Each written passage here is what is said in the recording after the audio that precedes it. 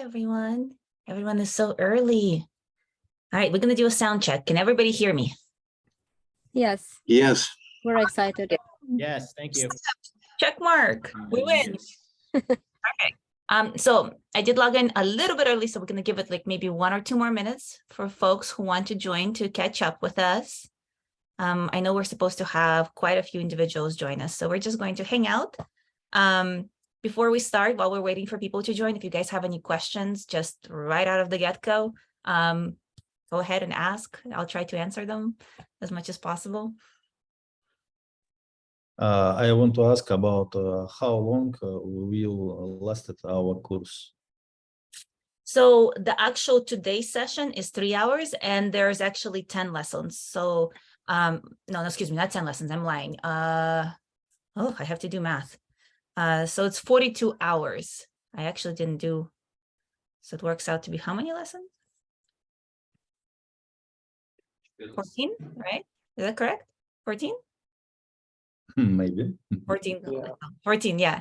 Sorry, I keep saying 10 because I'm used to this being a 4-hour session rather than 3. So my brain is like still stuck in that dimension. Yeah, 14 lessons. Yes, I just confirmed. So we are going to take a couple holidays in this course. I'm actually bringing up the calendar right now so I can tell you exactly which days. So obviously not this Thursday, but next Thursday, Thanksgiving, is going to be off. I think that doesn't surprise anybody. And then after that, we are going to have a lesson on the 22nd. Excuse me, not 22nd. No, correct, right? Sorry, my computer is lagging. That's why I keep. So yes, the 20th and the 22nd of December. So we are going to have a lesson on the 22nd. And then after that, the week between Christmas and New Year's, we are going to have off. So there's going to be no lessons on the 27th or the 29th. And then we're going to come back and just continue through until the end of the course. So we're going to have a lesson on the 3rd, and then so on until we have a total of 42 hours complete. So 14 sessions. Does that answer the question, sort of? Yes, yes, absolutely. Thank you. All right, perfect. I like your background. Any other questions? Will you be the sole instructor here, or will any other people joining? As far as I understand right now, I am the only instructor.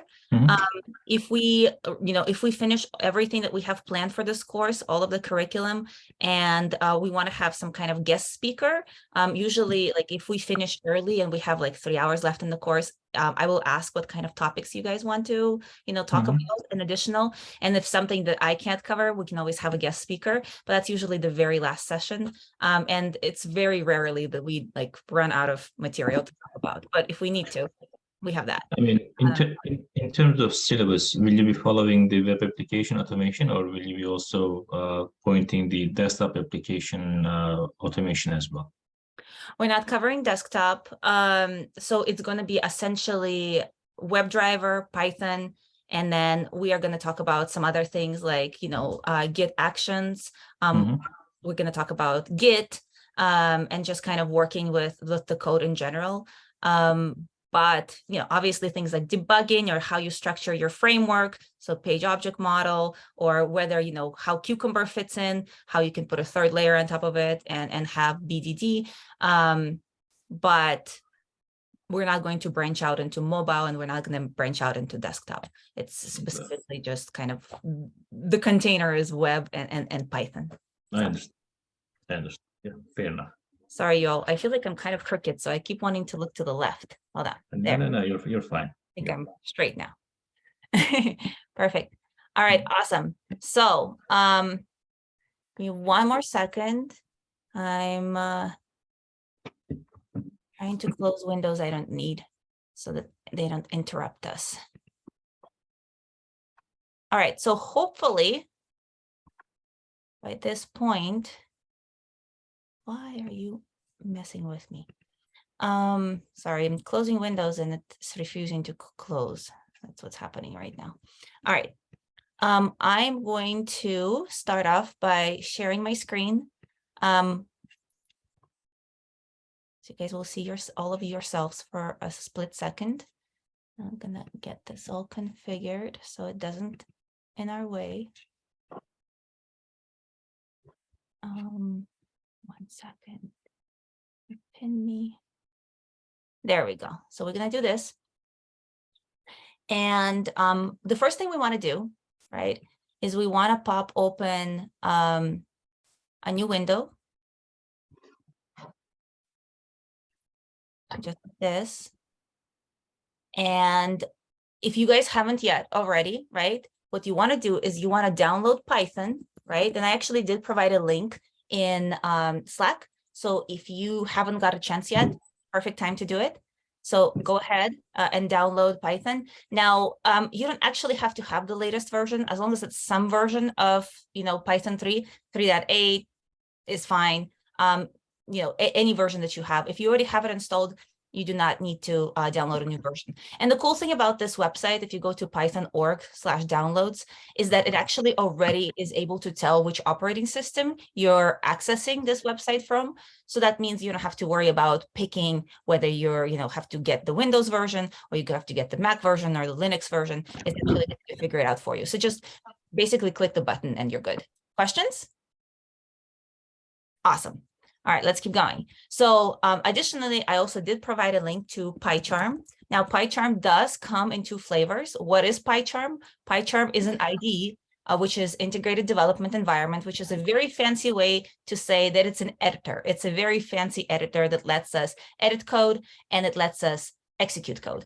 The biggest benefit of using an IDE is that it provides a whole bunch of code completion, and it also provides kind of pre-formatting and testing of the code before you even execute it. So for example, it's able to detect when you mistyped something or miswrote something before you even try to run your code, which means you don't have to constantly keep trying to run it just to see if you forgot a little colon somewhere, or indented something weird, or forgot some kind of parentheses somewhere. So it's very nice. There are two flavors. There's professional and community. Right now, it's perfectly fine for everybody to install community. Honestly, for most things we're going to be doing in this class, community edition is more than enough. I use it at my regular work all the time. It's perfectly fine. The only thing that we may need a professional edition for is when we start playing around with Cucumber. And it's not because Cucumber doesn't work in the community edition. It's simply because a professional version provides autocomplete. So in other words, when you start typing something out in Cucumber, it will autocomplete for you. It will give you suggestions, so you don't have to remember precisely how to do it. But once we get to that point, I'll either have temporary licenses for you, or we can install this and then you get 30 days. So one of the two things, right? It should be okay. I actually did reach out to PyCharm in the past. They have been, or JetBrains more specifically, in the past, they've been very nice to us, and they've always given us 4 months long licenses. So I'm waiting to hear back from them, and I also need to know the final count for the class. So as soon as I know the final count for the class, I can ask them for those licenses. Hopefully they'll be just as nice as always, and they'll give us those licenses for 4 months to use for a professional version. But for now, community, you're golden. So again, here, if you're on a newer Mac, you might want to get the Apple Silicon version and download it. If you're on, a regular Mac, or if you're on a Windows, then again, just, go forward and download whatever that button, just the standard button, click on it. All right. So having said that, I actually already have all these things installed on my computer, but I'm going to go through the motions anyway. You'll see me abort right before I click the final, finish button. And that's just because I already have this stuff. But you just continue going through. So the first thing we want to make sure we have is we want to make sure we have our Python. Once you download it, make sure you double click it. And then most of this, you can actually just say next, next, next. So, obviously the important information, the README install options, you can go ahead and continue. Here also history license, you can continue. The only thing you need to do is read the license and agree to it. And then, of course, it's going to propose to be installed in the default location. If you're on a managed computer, in other words, if you're on a work computer and they've locked your admin privilege, so they're not letting you install into your /library or program files if you're on a Windows. What you can do is you can change the install location and install into your user folder. So what I mean, unfortunately, I don't have a Windows, but I do have a Mac. So I'll show you what I mean on the Mac. So there is applications folder here, right? And so when I double click on it, you can see that it's immediately under my root folder, right? So it's right under the root. There's really not much above that applications folder except my hard drive.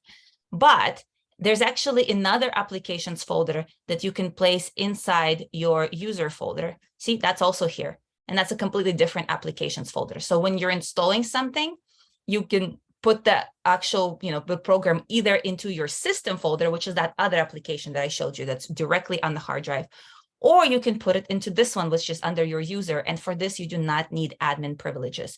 So that's what I mean by custom. So for PyCharm, if it's not letting you install PyCharm when you're trying to run it because it says you need admin password and you don't know your admin password because your company locked it, right? Just make sure you install into this applications folder instead of this one. All right.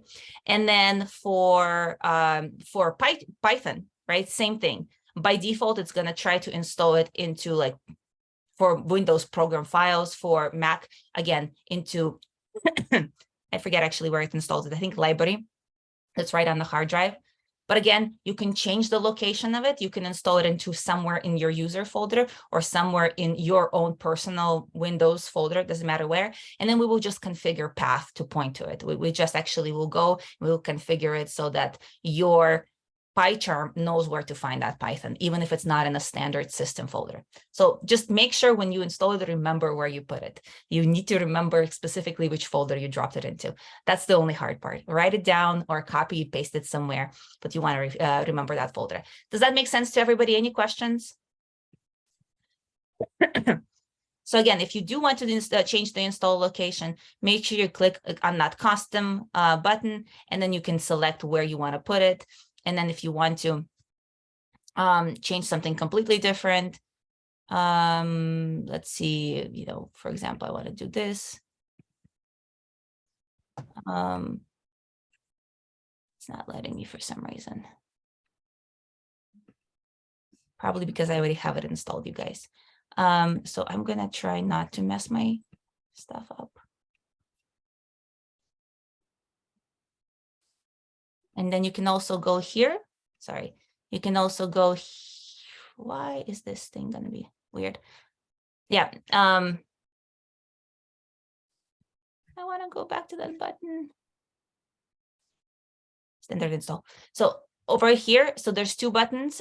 You can click here to change the install location, or you can also click here, customize, and you can also select which things you do not need. It does install some things that you probably do not need. So for example, GUI applications, you actually do not need. You can have it, but you're really never going to use it. You can install Python documentation. It's nice to have it, but it's also available online, so you technically don't need it. So if you want to save yourself a little bit of space, you can uncheck some of these things. The pip, install or upgrade pip, that you do need. So it's a special tool that Python comes with Python that helps you install all of the additional modules that Python doesn't come in, in the box with, and we are going to be installing a lot of those. So pip is something you definitely do need. Unix command line tools, again, it's up to you. It's a very small file. I usually just install it, but usually GUI applications and documentation, you can also uncheck if you don't need it. It's up to you. All right. So let's do install. I'm going to pretend that I entered my password. I'm not. And then just say install software, and it will install for me. Again, if you are not doing the admin, the system folder, make sure that you just, install it into the regular user folder. Okay. So we have that installed. We're pretending it's that installed. We remembered where we installed it. Same thing with PyCharm. You're just going to double click on it. It's going to immediately pop up and tell you to drop it into the applications folder. Again, this applications folder is your system folder.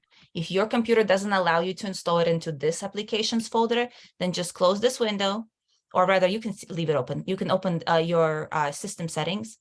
Come on, open sesame. And then you can just drop it into the other applications folder. So instead of doing it from here to here, you can pick this thing up and you can drop it here, right? So just like that. Again, on the Windows, same thing. You're going to have a little bit of a different UI. It's going to be a wizard. It's going to pop up and ask you where you want to install it. Just change the location to some other folder, and then just remember where it is. Okay, any questions there? If you're on a work computer? User bin Python is the correct path. Yes, perfect path. And then as long as your system knows where it is and you know where it is, we can find it from PyCharm. So at this point, everything has been installed. We can go ahead and pop open our PyCharm and kind of get to know it. And we can also start writing a little bit of code, right? So here I have PyCharm. Now, usually when you open this for the very first time, you're not going to have anything here. Obviously, I already did have some stuff, so ignore that. When you come here, usually it will just be completely empty. Like there's going to be nothing here. And the only thing that you will have the option to do is you will have essentially a new project button, open button, and get from VCS button. All right. Now, get from VCS essentially means version control. And I'm sure everybody here at one point or another heard of, like, for example, GitHub or Bitbucket, or some companies use CVS, or they use SVN, or there's like a whole bunch of different ways to store code. But any kind of version control systems, right? When the code doesn't live on your actual laptop, but lives somewhere remotely, and then all of the team members on your team are able to share that code. It's kind of like cloud, right? You would use this button from. So that means somebody else already created that code, and now you're trying to get a copy for yourself, right? Does that make sense? Now, this one, again, if somebody went and gave you maybe a zip file, or maybe somebody gave you already a folder that you want to load, right, which already has somebody else's code, again, you can open it. Or maybe you created a code in a different IDE, or you just from scratch in Notepad. You can open it using this open button. What we're interested in doing right now is we're interested in starting a new project. So we're going to click on new project, and we're just going to fill in something. By default, it always puts it inside the coding course Python project. That's just the default. You can absolutely leave it the way it is. It's not going to hurt you. It's a perfectly valid name. Or you can specify a different location. So for example, I'm going to call that folder Portnov, and it's 2022. And then I'm going to call it test automation. All right. So basically it's going to create a folder for me, Portnov 2022. It's going to do it automatically. And then the actual name of my project is going to be test automation. Any questions? No. All right. Well, if you guys do have questions, speak up. Don't be shy. I'm here for it. I love questions. All right. So this is where things get a little bit weird, right? Because naming things, easy. We all know how to do it. Virtual environment. What is it and why do you want to use it? It's actually highly recommended to use virtual environment for multiple reasons, not the least of which cleanup. Okay. If at some point you decide you no longer want to have this code on your computer, all right, it makes it so much easier to delete it. So essentially, what is a virtual environment? Virtual environment is a mini Python environment. It's a mini Python location where all of the packages you're going to be installing, they're going to be stored into this location. So it's not in the system where you actually installed the bare minimum out of the box Python. This is the everything else location, right? So you will still have your clean version of Python somewhere wherever you just installed it. But all the other things that we're going to be installing in this class, the Seleniums, the test data generator called Faker, the Chrome driver manager, the I can't remember any of the other things. API thing. Give me 1 second, you guys. I don't know what's happening here. One moment.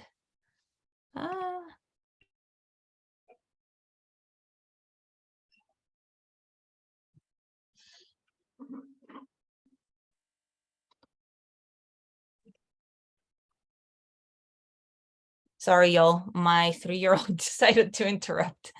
All right. So essentially anything that you can think of that we're going to be installing for the project needs to go into that virtual environment, right? And then whenever you want to clean up, you can just delete the whole folder and it's gone. Additionally, if you install something weird or one of the files become corrupt, or there's some kind of, incompatibility between two modules, and you're not sure which one is at fault, and you're not even sure what you're supposed to delete, again, you just take that folder, you throw it out. Great, awesome. Now, so that's the kind of the most obvious one. The other one is that it's actually possible to have multiple versions of Python living on one system. And it's also obviously more than common to have multiple projects. So it's very common for a company to have multiple repositories, multiple products that they're supporting, right? And each one of those products will have its own repository. In other words, its own project, right? And all those projects might have completely different packages that they need in order to run, completely different ones. And as I said before, it is possible to have a conflict between packages. So you might have one project with packages that will completely compete and interfere with other packages. So by having virtual environments separate for each one of those projects, we avoid that conflict. So again, virtual environments are good. Yes, you can install modules into the system folder for Python. It's not recommended. So that's what this is asking us. It's asking us, can I create a virtual environment for you? And it's going to do it, automatically for us. We don't have to do anything fancy. Not only that, but once we create it, every time we're using PyCharm, it will automatically turn it on for us. Okay, so it'll automatically, as soon as we log into PyCharm, it will assume that we want it on and it will have it enabled for us. So it's going to create it inside here, my test automation folder or my project that I just, named. And it's going to call it Venv. So virtual environment, right? Venv. It's also here asking me which Python to use. Again, it's possible to have multiple versions of Python. So if you do have multiple versions installed, you can choose here which version you want to use for this project. If you just installed Python right now, you will probably have version 3.11, right? That's what we saw downloaded. But if you have an earlier version, as long as it's 3.8 or later, you're perfectly fine. In fact, you probably will even be okay with 3.7. I do not recommend 3.6 or earlier. It just has too many updates since, so it might have problems when we write code. So I'm going to choose my default 3.10. And then after that, you're basically good to go. You can you can just say create, and then the magic will be done for you. All right, so I'm going to give everybody a minute to catch up. Once this has, kind of completed, we can proceed. So go ahead and create your project. Make sure you give it a name. Make sure you select virtual environment, and then just press complete to create it.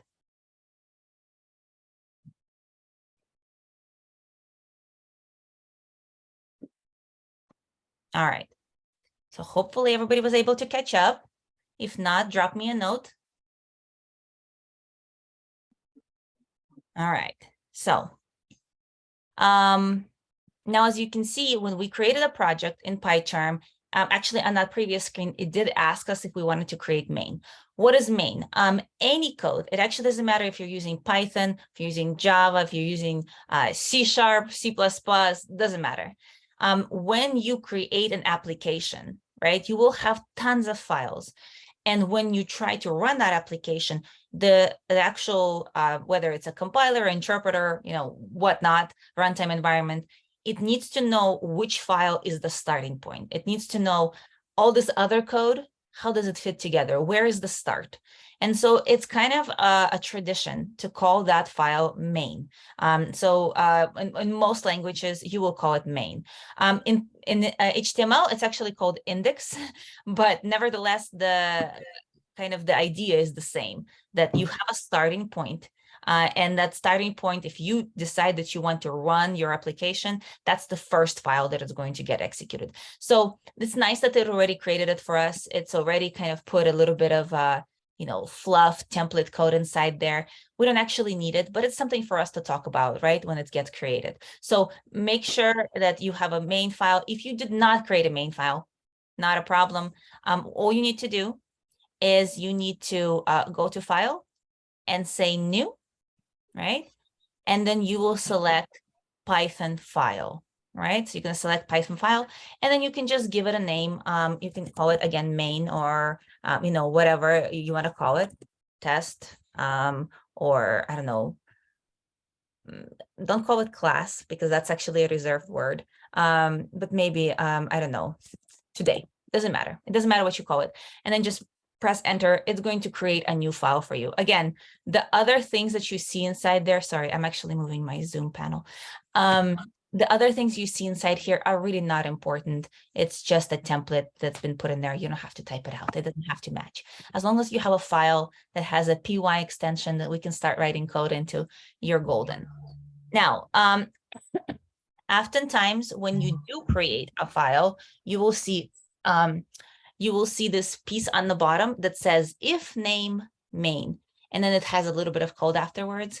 What essentially it says is that if you try to run this file as a standalone, and Python is trying to find this magical main, right, which is where to start, even if the name of the file is not main, it's saying, well, just do the following. So in other words, even if you can't find where to start, this is the instructions for what to do. So this is kind of a little thing you will sometimes see. It's not hurting anybody. It's not, you know, it's not any kind of complicated code. Even in fact, if you delete it, it will still work in PyCharm, but it's just kind of an extra precaution in case you want to be able to execute this file outside of PyCharm, right? If later on you're like, I'm in terminal and I want to show off my wonderful skills. I don't want to pop open PyCharm. I just want to run it from command line. You will be able to run this file without having PyCharm open, just because you already have this little bit of code that gives special instructions on what to do. All right, makes sense? But for now, we can go ahead and delete it. So you can either, you know, do Control A to select everything, or you can highlight it with your mouse. We don't need any of it. You can just delete it. Again, if you do not have main.py, you can create one. You can call it whatever you want. If you already have main.py, we're just going to use it. We're going to use this file, you know, for fun. I'm going to delete today.py. I was just creating it for demo purposes. So I'm just going to leave main.py. All right. So everybody has main.py open. We can start playing with PyCharm and getting to know how to use this IDE. It's actually one of my favorites. I love JetBrains products. JetBrains actually makes IDEs for a whole slew of languages. It has one for Visual Basic. It has one for Ruby. It has one for JavaScript.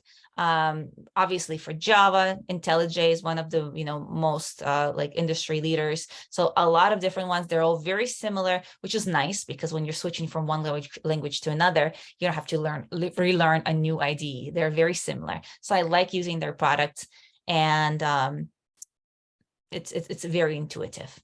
Now, if you guys have right now a white background, so as you guys can see, my PyCharm is black, but if you guys have a white background, there is a view.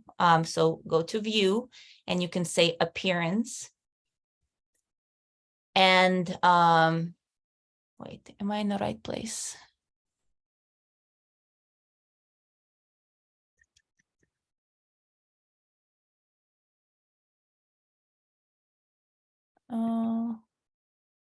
Okay, sorry, no. That's not it. All right, I'm gonna find later because I forgot where you can change the appearance of it. It's been a while. So during break, I'll look it up and I'll let you know how to turn on the black mode. Or if one of you finds it before me, you can put in the channel. Yeah, you can go to PyCharm and then preferences. I know it's through preferences, but I thought there was a way here to turn it on quickly. Weird.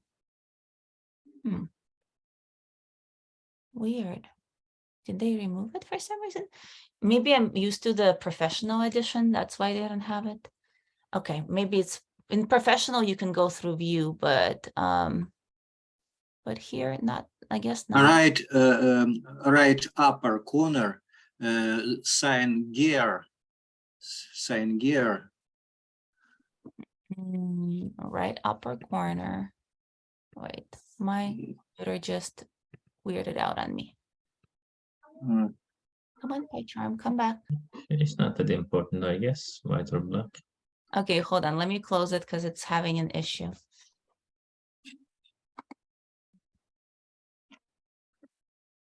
Huh, what happened to my PyCharm? If you guys, You my- were in the Zen mode. I think it covers the whole screen. no, I mean, it wouldn't even let me turn anything on and off. On the left top, PyCharm preference and appearance in preference. If you click on the gear icon Yes. on the right, Is you it can being, Drop. choose the dark color mode from there. so Yeah. hold on, you guys, unfortunately, I don't see how to turn this thing off. What is it doing?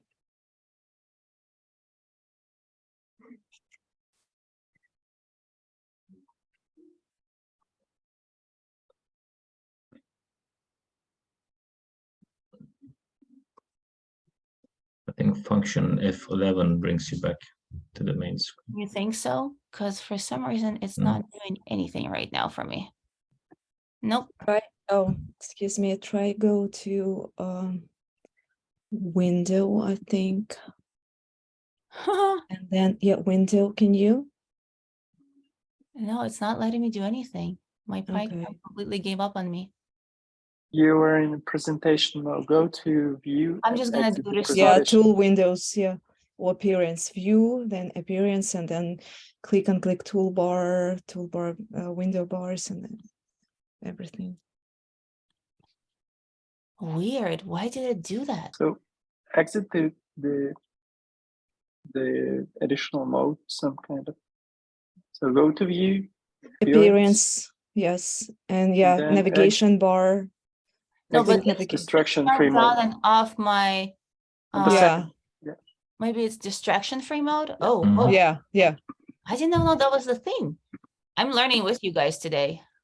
How did I get into it? Did everybody see what I did to get into it? Not That was a magic. No I did the same thing. How did you get it back? Sorry. Yeah, see, I don't know how it happened. So I went to view appearance and then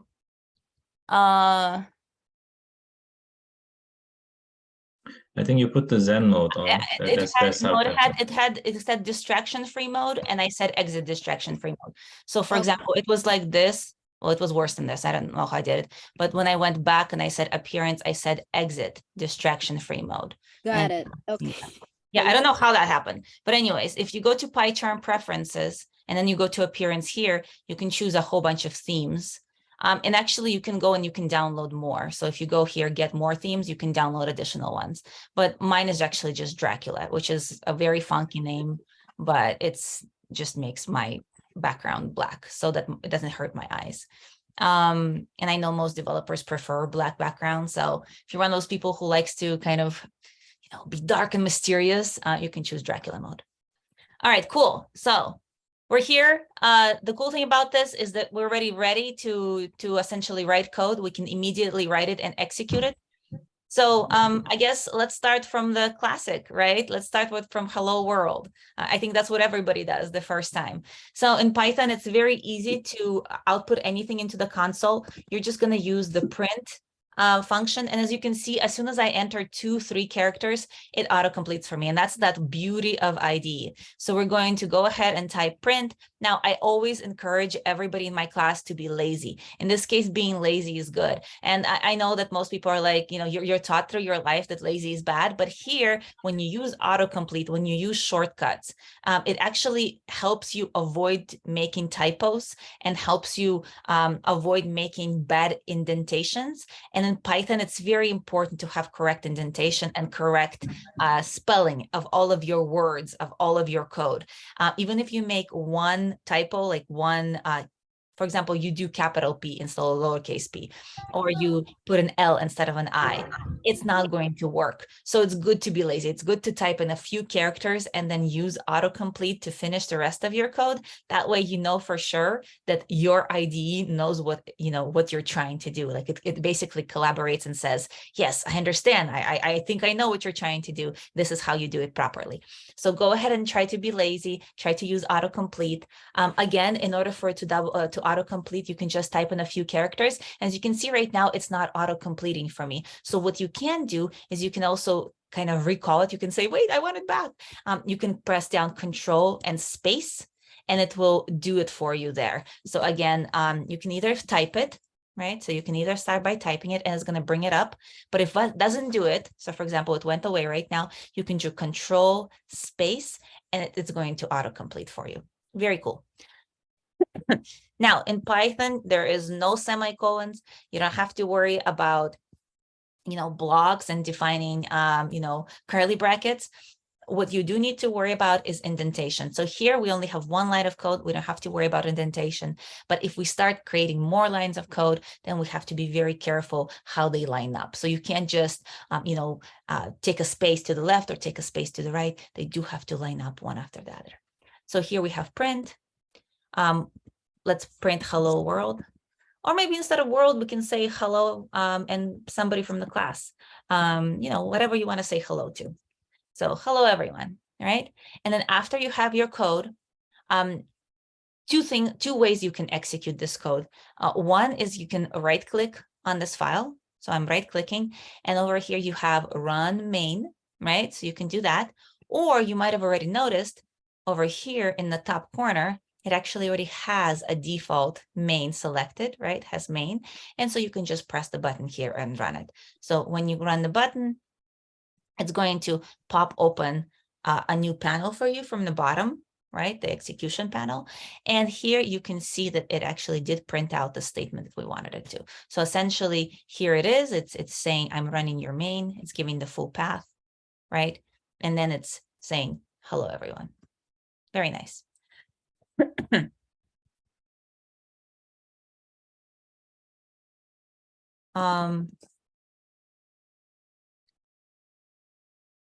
So in Python, double parentheses or single parentheses doesn't Doesn't matter. If you, not parentheses, I think you mean quotes, right? So quotes, yeah. As long as they're in pair, like you can't do double on one side and single on the other, doesn't matter. In fact, oftentimes we will alternate. So for example, let's say inside here, I want to say something like, my name is, and then I want to put quotes, right? Ellie, right? Something like that. So I can actually have quotes around something inside quotes. And to do that, we alternate. So I can actually have single quotes inside my double quotes and they'll be treated as part of the text. I can also do the opposite. I can put double quotes around Ellie, and then I can put single quotes around my text, excuse me, and it will still work, right? So it will escape it. So let's run it again. So you can see now it has the quotes inside it, right? Does that make sense? Now, if for some reason you're in a situation where you just need to use only single quotes or double quotes, can't think of a good example right now, but sometimes you just have too many, all kinds of quotes flying around, you actually can escape quotes. So for example, here I have doubles. You can actually put a slash and then it lets Python know that this specific double quote should be treated as text. It should not be treated as a double quote. And that way, what you're going to get is something like this. See, it actually treats those double quotes as part of the text. So it doesn't worry about all the weirdnesses inside it. Questions? All right, now, obviously the same shortcuts as in any editor still work. So I've been, changing my code and now I'm like, oops, I don't know what I did. You can use Command Z or Control Z. So on the Windows Control Z, on the Mac Command Z to undo. You can undo things, right? So you can go ahead and put your stuff back and that's perfectly fine. All right. So we have our hello statement. Now let's see how we can maybe generate some stuff, or we can, calculate some stuff in Python. So first things first, what if I want to store some information, right? So I want to maybe store someone's age, right? So very easy to create a container to store data.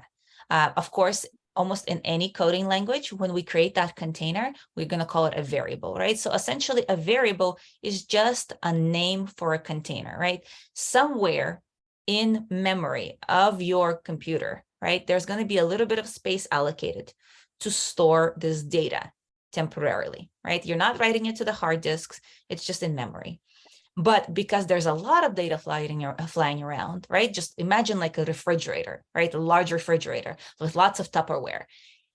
You can't see what's inside. You'll label your Tupperware. You'll put, here I have my, macaroni, and here I have last night's chicken. So you're going to put little notes on it. So that's what a variable name is. So we want to pick a variable name that is descriptive. So we don't want to use letters like, for example, A or J. They have sometimes usage. So for example, if you're creating something disposable or like an iterator, it's common to call it I for iterator, right? Or if you're, maybe performing some kind of calculation and you're storing width or height, it's common for people to use W or H, but it's very rare. Most of the time, we try to have self-documenting code, and self-documenting code essentially means we don't want to put comments to try to explain what our code does. We want to create code in a way where a person looking at the code immediately knows what the actual code does. So if we're trying to store somebody's age, we're actually going to call the container age. If we're trying to store somebody's weight, we're actually going to call the container weight. If we're trying to store somebody else's, address, right? Then we're actually going to call it address. Not because there's a specific type of data in there, but because it describes the data that's going to be stored inside in the most self-documenting way. Questions about that? All right, let's keep going. So we're going to store age. Now, as any woman, I'm not going to tell you guys my real age. So of course, as any woman, I am permanently 29 until I retire. And as you can see, as soon as I say enter, I don't have to put a semicolon. I don't have to specify what kind of data is going to go into my variable. That's it. That's all you have to do. So on the left side, you provided a name for your container, for your little allocated memory, right? And on the right side, you specified what you're going to be storing. Easy peasy. All right. Now, same thing. If you wanted to store somebody else's name, you would say name. And obviously name. Now, strings, or in other words, words, right? In Python, words are called strings. Strings need to be surrounded by quotes, just like we did here, right? They need to be surrounded. If you do not surround a string by quotes, your Python will automatically assume that it's a name of either a variable or a function or a class, right? Which is an object. So it's going to try to look for some kind of code with that same, naming, that same collection of letters, characters. So that's how we differentiate in Python between, hey, this is data that I want you to store, and hey, this is the name of the container that has the data that I previously stored. So here, we have on the left, no quotes, because that's the name of the container. And here on the right, we're going to put quotes. And just to mix things up, next time around, I'm going to do single quotes because I did double quotes beforehand. So you guys can see you can mix and match. And I'm going to put, my name. So I'm going to put my full name just because I want to play around with it later. All right. So there you go. Again, as soon as I press enter, great. Now, you might see that there's a little squiggly line under my last name. And the reason for that is PyCharm also checks spelling. There is actually a way to disable this. So if you don't want Python to constantly check your spelling, you can disable this. You can just go to more actions and it brings up a little window and you can uncheck it. I actually do like to have it enabled because anytime that I write a comment or just typing even code, if I misspell something, it alerts me. And then, it's not It's not an error. It's just a little kind of reminder. Hey, I don't know this word. Maybe you want to check it for spelling. In this case, I do know what my last name is spelled like, so I'm just going to ignore this. But again, if you see something like this, as long as it's not red, even if it's yellow, as long as it's not red, you don't have to worry about it. It's not a mistake. Your code is not broken. It's just like a little built-in extra that PyCharm offers just for convenience sakes. But again, you can completely ignore it. You don't have to pay attention to it. It's perfectly fine. All right, so here we have our age, here we have name. Now, what else can we store? What do you guys think? What's another data type that we can store? Wait. Okay, weight. All right, let's do weight. Now, weight, usually we like to use decimals, right? So we're gonna use something like, I don't know, let's do Floats, yeah. Yeah, exactly. You jumped the gun, you're too fast. So I don't think we're gonna do kilograms. So let's do pounds. Let's do 130 and a half. I don't know, 130 and a half.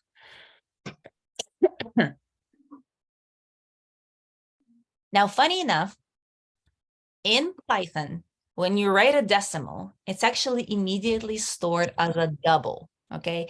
And somebody said float. It will actually store it as a double. In other words, it will, the reason between, the difference between a float and a double is the amount of, bytes that are being allocated in order to store this decimal. And by default, Python does a double. Now, for folks who kind of are familiar with older languages, right, like Pascal and like C, back then memory was expensive, hard disk was expensive, it was all expensive. I always think back to my like very first digital camera, and I remember buying a memory stick for my digital camera that had 64 megabytes, not giga, megabytes. All right. And it was like huge. I will never fill this up. Huge, right? And now you can have one photo that's actually bigger than that. So the idea is that over time, memory became very cheap. And so no longer do we deal with floats in PyCharm, or excuse me, in Python. Now we just default to double. If you still want to, for whatever reason, have it stored as a float, you can actually put a little F in front of it. All right. And as soon as you put a float, wait, why isn't it working for me?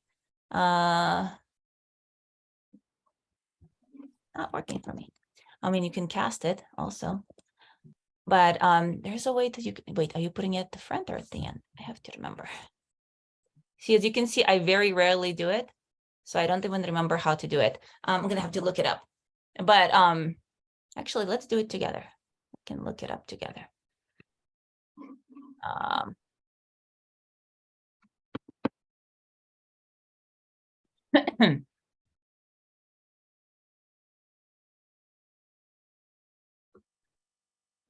Is it F in front or F in the back?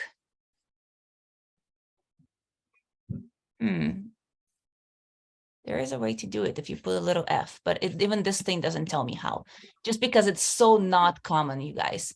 So essentially, I'll have to look it up. I wanted to say it's in the front, but so it's going to store it as a double. But if the second way to do it is to cast it to a float. So you can say float around it, and that's going to store it as a float. So in other words, it's going to throw away the extra bytes that are not necessary because it's a very small decimal. But again, memory is cheap. I recommend not to worry about it. So there we go. This is a double. All right. And then what else can we do? I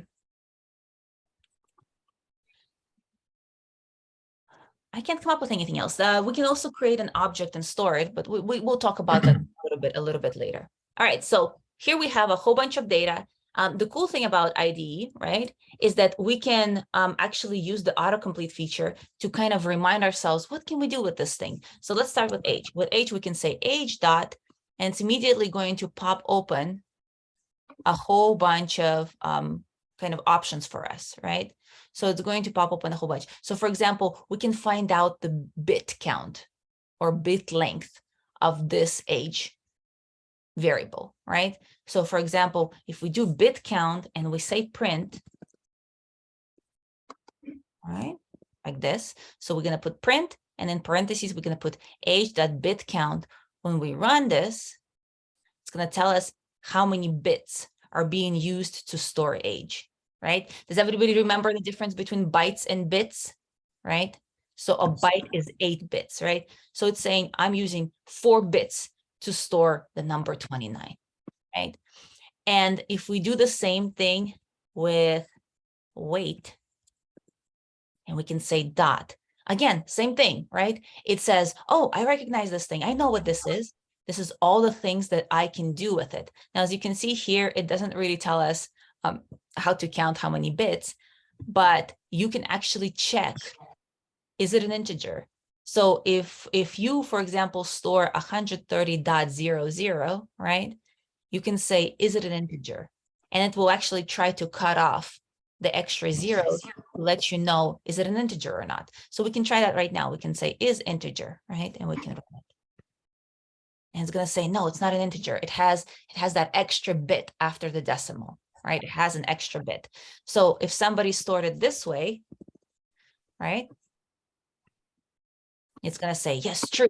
It is an integer. Somebody decided to put extra zeros, but I can see that it can be converted to an integer. Does that make sense to everybody? Yes. All right. So again, the beauty of IDE is that we can save our own mind. We don't have to remember every single little thing. What we do have to remember is just pressing a dot and then looking through autocomplete. So again, let's do the last thing. Name is the one that's going to give us the most bang for our buck. So we're going to say name dot. And then for name, there's actually a lot of options. There's a huge amount of options. Here we go, right? So for name, we can do a whole bunch of things. So in this case, I think I'm going to pick something very easy. I think I just want to have it all in uppercase letters. So there is actually a function called upper.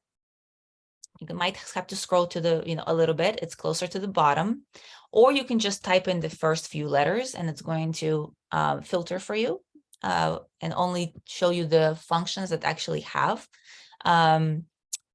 that letter in them. And so if you just type in U, it will say upper, right? So you can double click on it. Now, some of you might think, Ellie, what does this thing do? Well, if you just put your mouse over it, you don't have to do anything to it. You just kind of put it over it and leave it. In a few seconds, there's going to be a little documentation window that's going to pop up. And it's going to say returns a copy of a string converted to uppercase. So it's very easy for you to immediately say, oh, okay, I know what this thing does. So sometimes when you don't know what something is, so let's pick something else. Let's say something that doesn't make sense to us.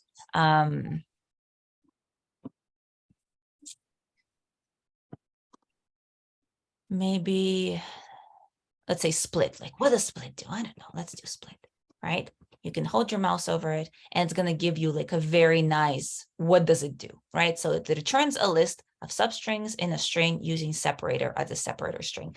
Sometimes the definition isn't very obvious either. But in this case, what this is going to do is it will let you take this word that you have or collection of words and divide them into pieces. That's essentially what it says. It's going to divide it into pieces for us based on some kind of character. So you can divide it by space, which is the most common, or you can actually divide it by anything else. So, you can divide it by a specific letter or a specific character or a specific punctuation or whatnot. So once again, let's go back. So I'm going to say name.upper, and then I'm going to run it. And we're going to see what it does. For some reason, it didn't execute. Oh, print. At my print. All right. Now, after doing this over and over, you might start thinking to yourself, this is kind of annoying, right? I have to, every time I want to see what a piece of code does, I have to put print around it. And I don't want to keep putting print around it. For example, next time Ellie's going to ask me to say name.split, and she's going to put quote, space, quote inside the parentheses, right? Name.split, quote, space, quote. What is that going to do? Well, I won't be able to find out if I don't do a print, which is kind of a bummer. I think it's a bummer. So what I'm going to do is I'm actually going to do like a little, it's kind of a little fake workaround. I'm going to put the word pass at the bottom. Now, the password doesn't actually do anything. It's just a placeholder in Python. It's just kind of like a anytime you don't want your code to run and immediately exit out on the last line, you can create an extra line so that when you're working through your code one line at a time, it has somewhere to go before it exits out. It's kind of like this little pause that you can put in there, or a placeholder. So I'm going to put pass. And the reason I'm going to do that is I want to set some breakpoints. So we're now getting into the debugging. So if I want to see what a piece of code does without having to print it, just to kind of see what it does, right? So what I can do is anywhere in this margin on the left, anywhere at all, I can put a little breakpoint. So this little marble right here is called a breakpoint. And what it's going to do is when I run my code, it's going to pause on that line. And it's going to open up an extra different type of view panel over here, where I'm actually going to be able to see what all my code does. And I'm also able to play around with my code in real time while the code is being executed. So let's see what that looks like. So go ahead and anywhere in your code, anywhere at all, go ahead and put a breakpoint. You can put several. I'm going to put one here and here. You can put it anywhere. We're just trying to see how it works. And then after that, the only difference in order to get these breakpoints to work is instead of pressing this triangle, this run button, we're going to press the one right next to it. It looks like a little, I don't know what it is, like a ladybug or some kind of tick. I don't know. But this bug, we're just going to press it and it's going to put us in debug mode. So again, as you can see, a different panel opened up. The previous one was called run. This is a debug now. And also what we see right now is that there's a blue line across our code. So this is where the code paused, right? So we're actually right now still running and our code is running, but it's paused in one place. So I decided not to go further, but it's live. It's actually being executed. It's kind of like, pressing like a timer stop for it. And also what I always find the most useful on the bottom over here, it tells us exactly what the value of each variable is. If there was objects, it would show us the object and all of, the things that are inside it. If there are some calculations that need to be performed, we can also see them here, right? Without having a print statement. So all of these other print statements that we put here, we actually do not need them. We actually can remove them, and then we can see what's actually in that code without even having a print statement. So for example, I don't know what name.split does right now, right? We don't know. Well, I mean, I do know, but we haven't looked at it. We haven't seen it. What I can do is I can highlight it just like I did right now. And then I'm going to press this button right here. It says evaluate expression, right? So again, highlight it and then say evaluate expression over here on the bottom. And then all I have to do is say evaluate. And it's actually going to show me what will be the result of that operation. So it's kind of like a mini editor. Sorry, y'all, for 1 second. Okay.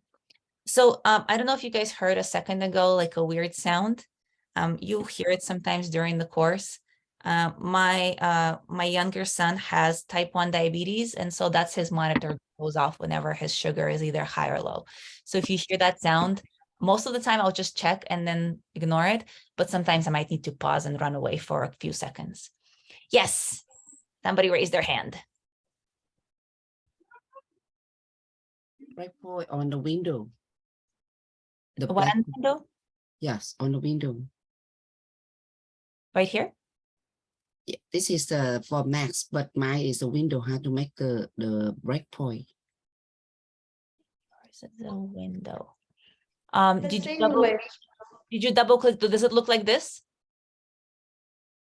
Yes, I want to make the like 11, right? The black, the dog, red dog. I want to make it. How can I do it on the window? It's not the IMAX.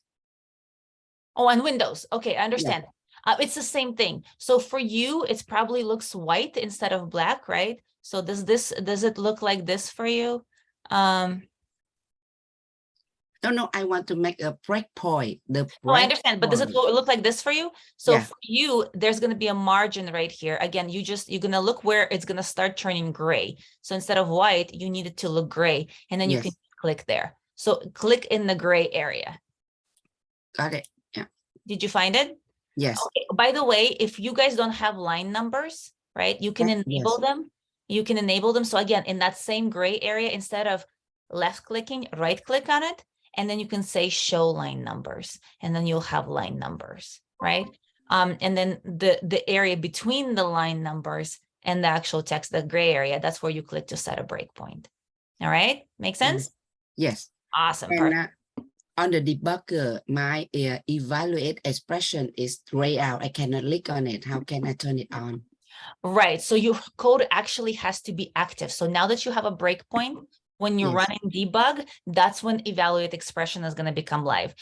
So for example, if I stop my code right now and then I open debug, it also doesn't work for me because I'm not actively running my code. It Yes. only works when you're Mhm. actively running your code. So let me just put my thing back. It hurts my eyes when it's very bright. Okay, so again, once you have a breakpoint, you just click debug, and then you wait for it to kind of do its thing and pause, right? So as soon as you see this blue line across your code, you know it's in debug mode, you know that it paused, and that's where you're gonna have this editor where you can like play around with your stuff. And you don't have to do it for code that's below your breakpoint. You can do it for any code. You can do it over here, and anything. You can do it for any amount of code. All right, so here we have 9-out split, and you can do evaluate expression. All right, so easy peasy. Now, looking at this, looking at what it's doing, it's telling me here's your result, all right? And that unfolds it, but that doesn't matter.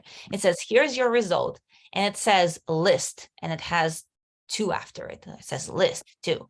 And then it says something really weird, square brackets, quotes, Ellie, comma, quotes, Yamposkaya, right? And then what do you think it did? Like, what does this look like to you?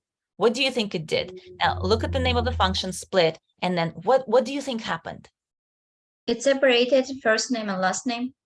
It separated them, and I told it to separate them by empty space. So it went through my entire name and it looked for an empty space. And when it found it, made a cut, right? It made a cut through that empty space. Now, here's the funny part, right?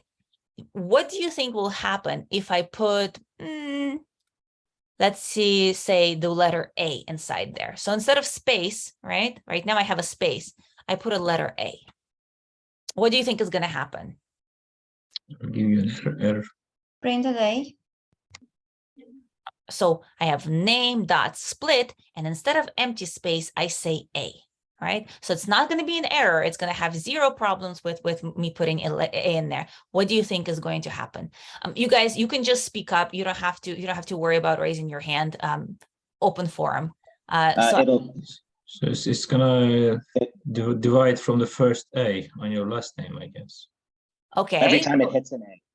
Okay, so we have one says that it's going to be first A, which is a really great guess. Second one says every A, also a really great guess. So this is actually exactly why I like to use evaluate expression, because sometimes you think you know, but you want to check, right? Especially when you're writing a lot of code, you're going to be working with a lot of packages. And it's very hard to remember what each one does. So it's good to test things out. So here, let's try it out. Let's say A and evaluate.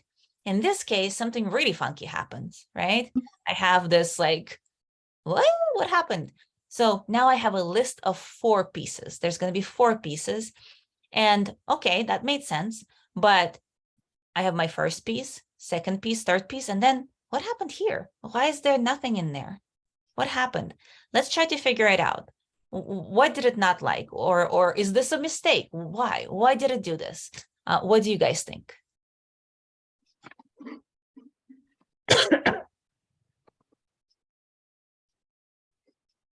First of all, is it a mistake? Is it a mistake? No, it found ace in your first and last name and replaced it and split it without that ace. So It's remember, because of maybe the comma after Y. oh, no, this comma is here only because it's saying that this is a next piece. So this is the original string over here on the left. That's the original string. So what actually happened is exactly the same thing as was with a space, right? So let's put a space back and see again what happened when there was a space. All right. So that empty string is the space between your first and last name, I guess. Right. So when we said to split by space, it found a space, and that's where it cut. So the space got taken out, and what was remaining was whatever was on the left side and whatever was on the right side. But the space got yanked out. All right. So when I put the letter A inside, it did exactly the same thing. It yanked out all the A's, and whatever was on the left and whatever was on the right was what got stored. Now, unfortunately, we have the last character in my string, an A, right? So the last character is an A. And so when it went to yank it out, there was nothing on the right side, right? So instead it was like, well, there's nothing on the right side, but I guess nothing is still a good answer. So that's what it said. It said nothing on the right side. That's why there's nothing in there. It's an empty string, nothing. So sometimes that's what happens. If you're cutting at the very end or at the very beginning. So for example, if I put E right now, then it's going to say there's nothing on the left. So nothing string, and then everything else. Does that make sense? All right. So I'm gonna mess with you guys. All right, so my name, my first name, actually has 2 E's inside it. So what do you think is going to happen if I put a lowercase e right here? What do you think? Now that we know how it acts, right? You put a character, it yanks it out, and then it splits everything to the left and to the right into separate pieces. If I put a lowercase e inside here, what do you think will happen? Again, this is the original string. What do you think will happen? It will break just by the lowercase e. It's All right. case sensitive. It is case sensitive. You're absolutely right. So like I said, I am messing with you guys. So that's exactly the point. Python is very much case sensitive. So you need to always treat uppercase characters and lowercase characters like completely separate letters. It completely doesn't understand, that they're the same one. Now, if for whatever reason for whatever reason, I did wanted to split it by every E in my name, how do you think I would need to do it? So if I actually wanted to split it at the first E and at the second E, what do you think I would need to do in order for that to work? What do you think?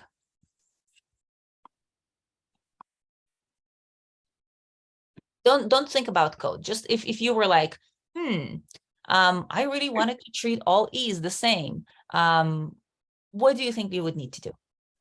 Say lowercase e, comma, capital E. Unfortunately, it doesn't let you specify a list. What it can let you specify is a substring. So you actually don't have to split by 1 character. You can split by 5 characters or 10 characters. So any pattern, right? You can specify a pattern, but it doesn't let you specify a list. What you can do is you can actually take the original string, so your original collection of words, right? And you can cast it either all to uppercase or all to lowercase, right? So you can just equalize the case. So if you know your combination of words has all the different mixed cases, before trying to cut it or do any kind of transformation on it, you just need to homogenize the case. And we already know how to do that. Do you guys remember how to convert all this into one single case? Do you remember? Yeah, just use Yes. uppercase or lowercase. Upper. Yep, upper or lower. And I'm glad that you guys saw that. So yes, there is upper, but there's also lower. In fact, there's actually also capitalized, right? So in other words, if I right now, I know that I have my first letter is capitalized and I cast it all to lowercase just so I can split it into pieces. Later on, if I want to recapitalize, I have a function for that. So I don't lose anything. I just have to remember like, oh, I made it lowercase. Now I have to make it uppercase again. And there's also a thing called title. So title, somewhere inside here, it will actually capitalize every word. So versus capitalize will capitalize only the first letter in the sentence. Title will treat it like a title of a book. And so every word in that sentence will get capitalized. So you have abilities, you can do a lot of very fancy stuff. All right. So As you guys can see, this is, again, a string, and string is an object or a type that comes with a whole bunch of utility functions right out of the box. Let's quickly go through them. Some of them are very useful. You are actually going to be, somebody already mentioned this, but you're actually going to be using this function right here, lower, all the time. Because what happens is, as we go and we start writing tests, we're going to be pulling data from the website, and we're going to be verifying that certain things are, equal, that certain things match our expectations, and we will be casting things into lowercase or uppercase, doesn't matter. Usually people prefer lower, just to make sure, like I said, when we do these transformations, when we do the split things, or we search for something, or we, compare things, just to make sure that, yes, both of them are the same meaning wise. So in other words, we know somebody says, my name is Bob, and the welcome message is supposed to also say, hey, welcome, Bob, right? Well, maybe the person entered his name lowercase, they forgot to capitalize, but our code will take that name and always capitalize it. So we want to compare, right? Is it still the same string? The meaning of the string should be the same, even though one is lowercase and one uppercase. So when we're comparing, we would have to equalize case. We would cast it all to lowercase so we can compare oranges to oranges, essentially. Did I lose anybody on that? All right. Now, also, we have a whole bunch of functions that let us answer questions. There's this concept of a Boolean in Python. It actually exists in any coding language. So a Boolean essentially means, is it true or is it false? When something is either 0 or a 1, it's considered a Boolean. So like black or white, right? So anything that only can go one way or another way is considered a Boolean. And in fact, in Python, there's this concept of truthiness. It actually also exists in JavaScript and probably other languages as well. I think Ruby has it as well, but truthiness. So Python will actually not only treat true and false as Boolean, but as I said before, it will treat 0 and 1 like a Boolean. So in this case, 0 means nothing. It means false, right? Is there something there? No, false. So it's a false, right? And 1 will be treated like a true. So is there something there? Yes, there's a 1 thing there. So that's a true. In fact, any number would be treated as true, and 0 is a false. So it's basically, if something exists, it's true. If something doesn't exist, it's false. I bring this up because it makes our code much easier later on. For example, we're waiting for a user to provide input and we're not sure whether they did or not. We can actually ask, is there input inside? And if the input is an empty string, it will automatically return false. We don't have to cast it from one thing to another. We don't have to worry about, oh, did they say true or false? We can just ask, is it empty? And if it's empty, it's false. And if there's something in there, then it's true. So like a very, very nice concept of truthiness. So again, if it's an empty string, it's false because it's nothing. If there's anything in there, it's true. So why did I bring this up? All of these functions right here that start with the word is, you can use them to answer questions for you. So is whatever is inside this string a space? Is whatever's inside here all in lowercase, right? Is it a decimal? Is it, there's also supposed to be in, yeah, is it alphanumeric, right? Alphanumeric, is it all alphabetic? So for example, if I create a string like this, I do ABC 1, 2, 3, right? And then I say does is alphanumeric. What do you think is going to happen? True. It's going to say False. true. True. Uh, Alphabet, so alphabetical and numerical, right? Mhm. But if I just say alphabetic, so just alpha, it's going to be It's false. Yeah. Yeah, right. So so the awesome, but also the bad part of Python, right? So it depends on how you look at it, is that in Python, as you can see, when you're defining a container for a variable, you can put anything inside it. Just because I called it age doesn't mean there's a guarantee that there will be a number stored inside. I can just as easily put a sentence inside it and say, I don't want to disclose my age, or none of your business, or why are you asking, right? I don't have to put a number in there. And so when you get that data, you really don't know, is it really a number? Like what's in there? Because somebody could have put pretty much anything in there. There's no guarantees. In Java, when you define a container, you say, It's an integer, it's a number. The only thing that can go in that container is a number. If somebody tries to put anything else in there, things blow up and there's errors.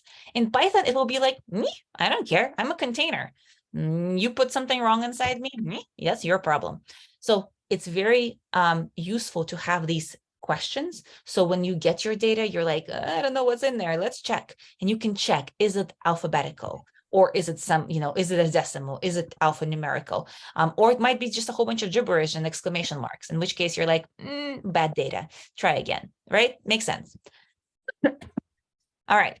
You can also do a whole bunch of other things. Obviously, I'm going to come back to this awesome function right here, format. It's actually one of my favorites, but you can also count how many of a something is in there. As you guys complete this course and you go to interviews, oftentimes during the interview, they'll have a technical challenge, right? They'll ask you to write a little bit of code. And honestly, Python is one of the best languages to do coding challenges in, because it has all of these functions built in. And so you can immediately, just with what's built into Python, find out and do a whole bunch of crazy things. And we'll do one of those later on today. All right. So for example, if somebody says, we want to find out, if this string has a substring inside it. So for example, if I can't come up with something like if elephant has N inside it or something like that, or L inside it, you can actually go here and say count, and it will tell you how many occurrences of that is inside that string. So you don't even have to do any kind of loops to try to see if there's any kind of match or anything like that. You already have a count. You just essentially say what it is you want to find inside your string. Like, what are you looking for? And if it finds it, it will tell you, I have 5 or 1. If it doesn't, 0. Very cool. You can also see if something ends with something or starts with something. So you're specifically looking at the end or the start, right? Or you can just see if you find it. Funny enough, if you look at count and you look at find, they're actually very similar. Count will tell you how many times. Find will just return true or false, but they basically do the same thing. And then if you look at index and find, they're actually the same function. So index actually is find is index. And what happens is, if index finds something, it will tell you where it found it specifically. And then if it doesn't find it, it returns a -1, but they're pretty much the same function. All right, let's see. Replace is a very useful one. Again, we're going to use a lot in testing. So when you want to take a string and then you want to replace a piece of it with something else. Did somebody ask a question? No? Okay.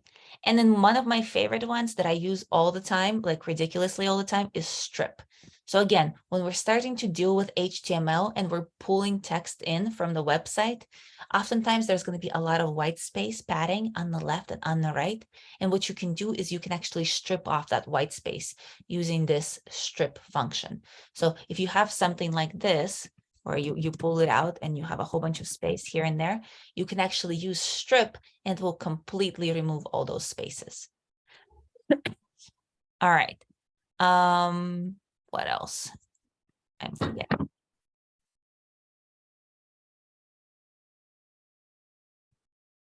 We talked about title already.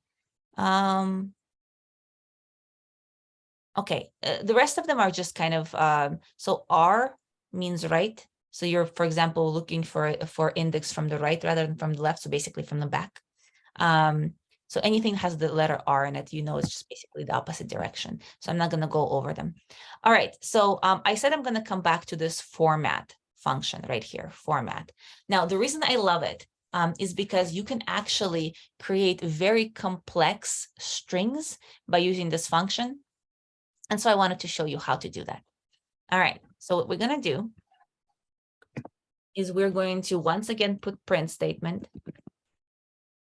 This is going to become very important to us later. So, and what we're going to do inside here, actually, let's put the word message, right? So we're going to create a little print message. And then right above it, we're going to create that message. So we're going to say message equals And then in quotes, it doesn't matter if you use single or double. We're going to start writing out our message. We're going to say, hello, my name is, and then usually right here is where we want to put our name, right? So we're going to put curly brackets. So it's kind of like a placeholder, curly brackets. Hello, my name is, I don't know, something. And I am, again, placeholder, years old. All right, something like that. Now, that looks pretty weird, but essentially what we did is we created a template where we can insert code, right? We can insert code into it. So here we have a sentence. Now, why am I teaching you this? Whenever your code fails in the future, you want to know why it failed.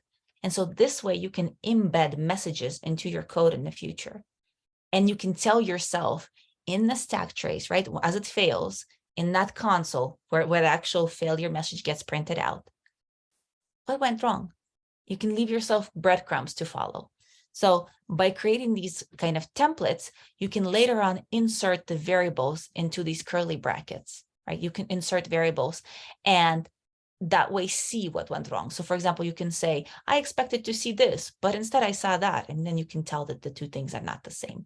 And we use the same kind of template mechanism for that. So here we're going to say, hello, my name is, and then what do you think is supposed to go inside here? So what do you think, what do you think goes into this placeholder from everything else that we have on the screen? What do you think? Name. Variable. Name. Name. You guys are absolutely right. Name goes in there, right? All right. And then what do you think goes inside here? And I am? Age. Age. All right, perfect. You guys are great. All right. And now here is where the magic of the format function comes into play. So at the end, we're going to say format, all right? And we're going to put brackets, and we're going to say, when you see the string name, use name, right? I know that looks weird, but hey, it is what it is. And then when you see the string age, use age. Oops, sorry. All right. Looks a little weird, but basically we're saying wherever you see name, use the name. Whenever you see age, use age. Now, do we have to say name and age here? No, I actually could have used anything. I could have said something like old, and then said old age. Oh, excuse me. I did it in the wrong place. Old.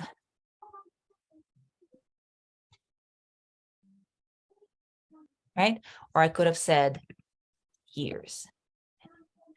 Years. Doesn't matter. But the thing is, you need to line up whatever you put here with whatever you put here. Does that make sense? Yes. Okay, perfect.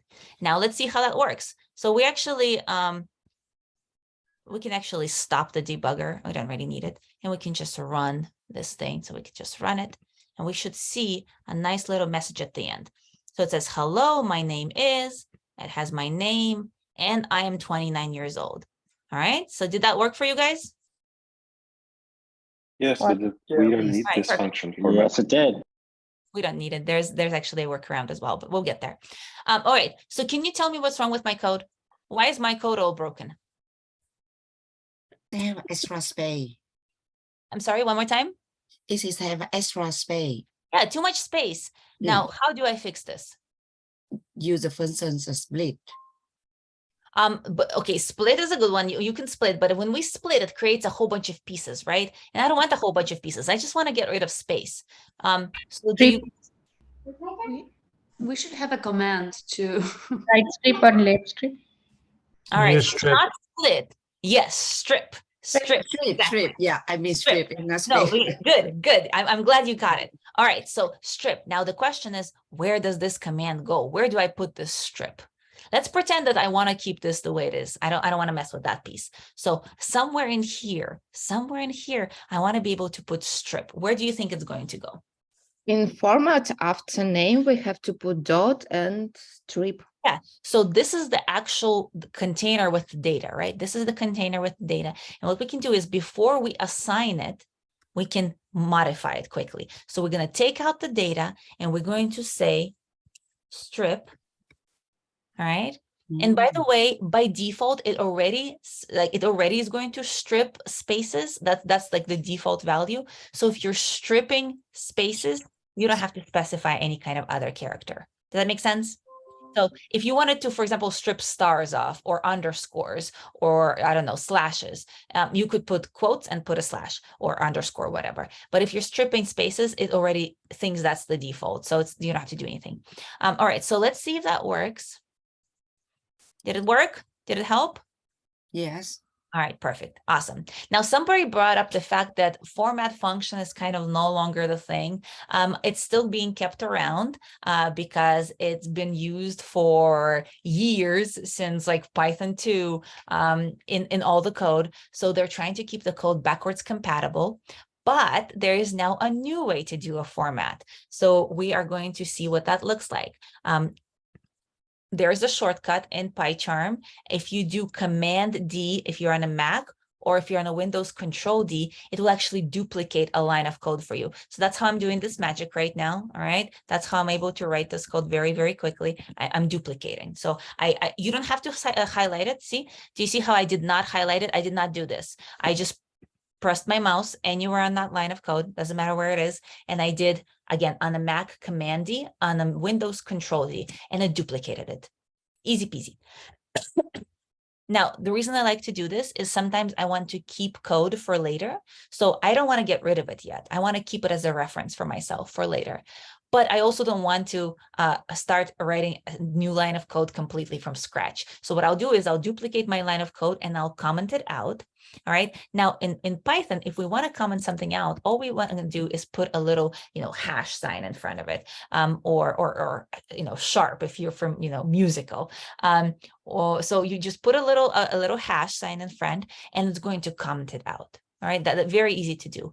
Now, I'm going to try to teach you guys how to use shortcuts throughout this course. And the reason for that is that if you ever go to in-person like coding interview and you are doing, using IDE to do a coding challenge, oftentimes your interviewers will actually pay attention to how you use shortcuts because it actually lets them know how much experience you have coding. Most developers will use a lot of shortcuts. Most developers will do a lot of, hotkeys instead of trying to highlight or even selection. They will do selection using shortcuts. So the more shortcuts you use, the more you look kind of like you're you've been doing this forever and you're a pro. So just try to learn shortcuts from the very beginning. It gives you that like extra edge over the competition. I know it's silly, but it is what it is. So what I did is I duplicated using a shortcut, Command D or Control D, and then I commented out. There's actually a way to comment out using shortcuts as well. Again, you're going to use that Command key if you're on a Windows, if you're on a Mac, and that Control key if you're in a Windows. But in order to comment or comment a line of code, again, you don't need to highlight it. You can just put your mouse on that line of code and you can do Command, and then there's a slash. I think it's a slash. Is it a backslash? Slash. Basically where the question mark is. So Command and then slash. See, it uncommented. And if I do it again, it's going to comment it. Does that make sense? So that's the shortcut. If you want to do a whole bunch of code, let's like say I wanted to comment all of it, then you do have to highlight it. And again, you do Command slash and it comments it, or one more time and it uncomments it. Go ahead and try it. It's very easy to do, and obviously, very useful if you want to ever store code for later, but you don't actually need it to run right now. You'll usually do the comment uncomment method. All right, so this is where we started, but now we know it's not the most up-to-date hip way to do it. There's a better way. Now, the better way is instead of using a format command, just like this, we can remove this piece. This can go away. What we can do is we can put a little letter F in front. And as you can see, as soon as I put the letter F, every curly bracket started to glow. Did you guys see that? Started to glow. So this is the new format function. Now, instead of putting that format at the back, you can just put a little F in the front. And then what happens is whatever you put into the curly brackets, it gets converted into a variable. So now I don't have to do the name equals name and age equals age. I can just put the names of the variables and immediately they will be substituted into the string. So these two lines do exactly the same thing, but one just kind of looks nicer than the other. They use the same mechanism under the hood, completely the same. But here, this looks a little cleaner, I think, a little more fun to do. Questions, comments? And if you put, I have a question, sorry. And if you put f in front of this string, so we need to provide exactly a variable name, right? Exactly variable name, yes. And in fact, if I don't provide the exact variable name, you'll see that it has a little red underline after it. Here, let me zoom in a little bit. Do you see the red line? So it immediately recognizes that it's not a variable and it complains. So it won't let you, even if you try. All right, so that format is not important. It's still the same function. So for backwards compatibility, I still teach it because oftentimes if the code was created even like, maybe not a year ago, like a year and a half ago, you will still see lots of code with the format function. Does that make sense? Yeah. So if you like start in a company and you're looking at legacy code or you're looking at something that was created a year and a half ago, you'll see a lot of the format function. So you should know what it does. But now all the hip kids are using this. All right, cool. So it's nice. We understand now how to store data. We understand now how to print data. And we understand how to, modify data using some of the built-in functions, right? Some of the built-in actions that are in Python. What about if we wanted to do some kind of weird, storing one inside the other? So let's see what we can do. Let's see, or even let's take it a step further. Let's build our own function. How about that? We'll build our own function. So what we're going to do is we're going to say, all of these are awesome. I like this whole, business of upper and this whole business of bit count. I want to create something of my own. I want to create something cool. Now, in order to define a function in Python, all you have to do is just say def for define, definition, definition of a function. And then you, again, just give it a name. So let's pick a name. What do we want it to do? Let's call it greeting. Okay, so we're going to call our function greeting. Now, all functions are different from variables because they have this input that they can take input. So they don't just do one thing. You can provide some input and then you can do a lot of things with that input. Now, if you don't need to put any input in, all you have to put is just a set of empty parentheses. You don't have to do anything fancy. But if you do want to provide some input to your function, you can actually stick it into those parentheses if it goes in there. So for now, we're just kind of fleshing out our function. We're going to leave that blank. But this is what differentiates a variable from a function. If it has parentheses after it, it's a function. If it doesn't have parentheses after it, it's just a variable. So if you're looking at code, somebody else's, and you're like, I wonder what this is, you'll know that if there's parentheses, like around parentheses after it, it's a function. If there's not, that it's a variable. So here, def greeting, and what we're going to do is we're going to put a little space and we're going to put a colon. Now, you actually don't need a space. Honestly, some people just like it, some people don't. It's up to you. It's up to you with the styling. So if you want to put a little space before the colon, great. If not, you can leave it. And then what's going to happen is this next line is the most important one, because when you press enter, it needs to indent. All right, it needs to indent. And it's very important that once you indent, all the rest of your code keeps the same indentation. So that's why don't do space, space, space, space. Don't do that, because that's going to come and bite you. Okay, I cannot tell you how many times I've seen code where one little space is off and nothing works. So it's better to just trust your IDE to indent for you. And then once you indent some more, make sure that you stay lined up right to that indent. So don't do space, space, space. Let your IDE actually choose where you're going to start your code. So again, as soon as I said enter, it already indented for me. Don't try to make it less. Don't do this. That would be bad. And I'll show you in a little bit why. All right, so get greeting, def greeting. And now what does our greeting do? Our greeting is going to greet somebody. It's going to say something like, hey, let's do, hey, I'm happy to see you. All right. Now notice how it has little green at the front, a little green at the end. And if I hold my mouse over it, it says triple double quote string should be used for doc strings. So what it thinks is that this is not a code. This is not a piece of code. It's saying, this seems a little weird to me. If you're trying to document your code, then use, triple double quotes. If you are trying to write code, then you did something wrong. So that's essentially what it says to me. It says, I'm not sure what this is. You want to fix it. And I know this. So this is what I want my function to do. I wanted to give this greeting. So whenever somebody says, hey, greeting, I wanted to say, hey, oh, excuse me, I am happy to see you. All right. Now, because this is a function and this is the greeting it's supposed to give, it's supposed to perform, we're going to use a special keyword called return. So sometimes a function can do a whole bunch of operations and it just kind of stays and it doesn't tell anybody about it.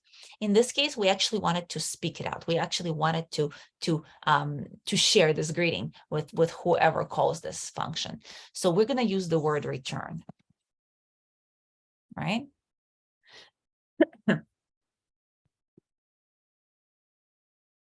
By the way, if it has a squiggly line under it, the only reason for that is it wants to have 2 empty lines.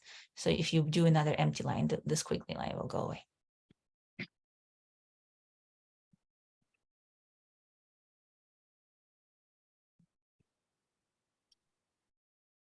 All right, so now we have this brand new function. It's called greeting. And you might be thinking to yourself, great, what do I do next with it? Now, unfortunately, so if you see right now, I'm going to run my code. My greeting is nowhere in sight, nowhere. Oh, actually, I forgot to fix this. So name strip. There we go. So as you can see, hey, I am happy to see you is nowhere in sight, right? Do you see it anywhere in the console? It's not anywhere. Now, the reason for that is that we never called our greeting. We never called it. So it's a function. It's basically like something that this, something that this file can do, right? This module can do. But until you ask it to do this, it's not going to do it for you. It's kind of like a child.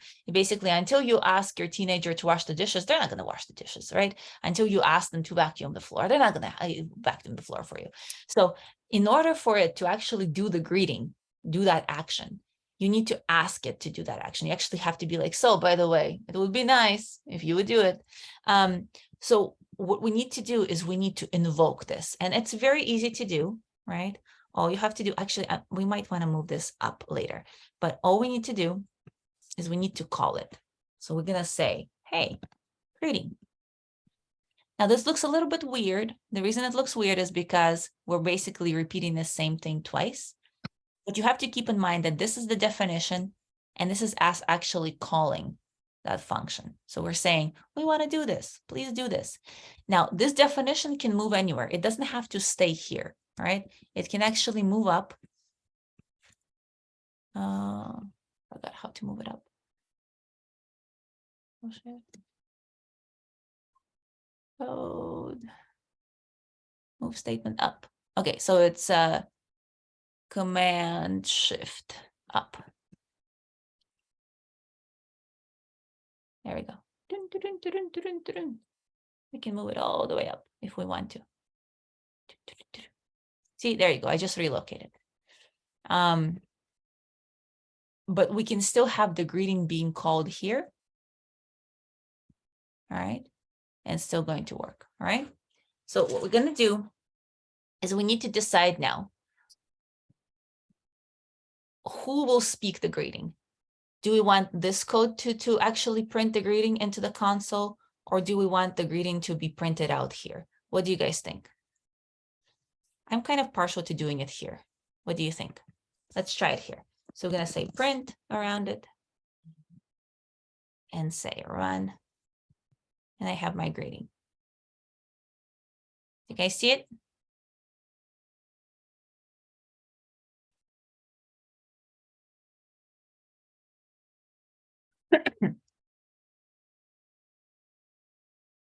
Mhm. All right, so one more time. We defined what our function does all the way up here. And it doesn't matter where it is. I mean, I moved it all the way up just to show you that it doesn't matter where it is. You know, you can put it back if you want to. It would still work. It doesn't matter where you put it. The point is that it can live anywhere. We can even put it in a completely different file. We can even actually try that right now. But once we call it, it's going to be like, what is this thing? Okay, I'm going to go back to it and I'm going to do whatever the instructions are. I'm going to do it right here. All right. Now, we said that it's possible for us to pass in some inputs into our greeting. So here, maybe I want to pass in a person's name. Maybe instead of just saying, hey, I'm happy to see you, I actually want to say, hey, like Bob, right? Or hey, I don't know, Miss Smith, I'm happy to see you, right? I want to actually pass in some stuff. So I already told you guys that the actual input goes over here in parentheses, right? Over here in parentheses. So here, let's put a little bit of a string in there. Let's say we want to put, I don't know, Jane, right? Now, as soon as I do that, my code is unhappy. There's this weird highlighting thing that's happening. And in PyCharm, anytime you see your code doing something weird, like you're like, it doesn't like something here, I don't know what's going on. You can just put your mouse over it and kind of let it hover. And it will tell you why it's being weird. It will tell you like, oh, unexpected argument. Right? So it's like, I didn't expect this. Why are you putting this into my parentheses? I don't understand. And so the reason it's an unexpected argument, by the way, if you see more actions, I think it's going to offer to, no, in this case, it doesn't offer it. Sometimes it will actually offer to add it for you into the function. Here it doesn't. But it gives you a little bit of it. It says, you're trying to pass some inputs to me, but I honestly don't know what you want me to do with them. That's essentially what it's saying. So what we can do to our greeting is we can say, all right, we want to pass some data in, but we need something to store that data. Now, do you guys remember what we use to store data? We need to use variable and assign. Yeah, we can just use a variable. So in this case, when a variable is inside the parentheses of a function, it's actually called a parameter. It's exactly the same thing. The only difference between the two words is when you say variable, it means it's outside of the method parentheses.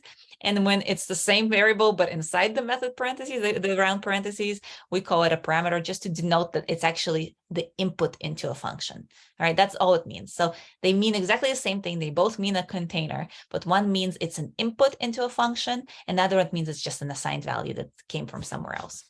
All right, so def greeting. And then here we're going to say, I mean, I don't know. What do you think we should call our parameter? Any suggestions?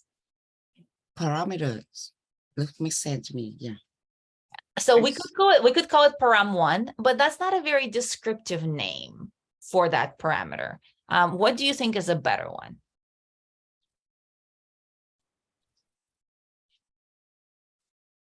You mean like just like name, or I don't know, like customer name or whatever?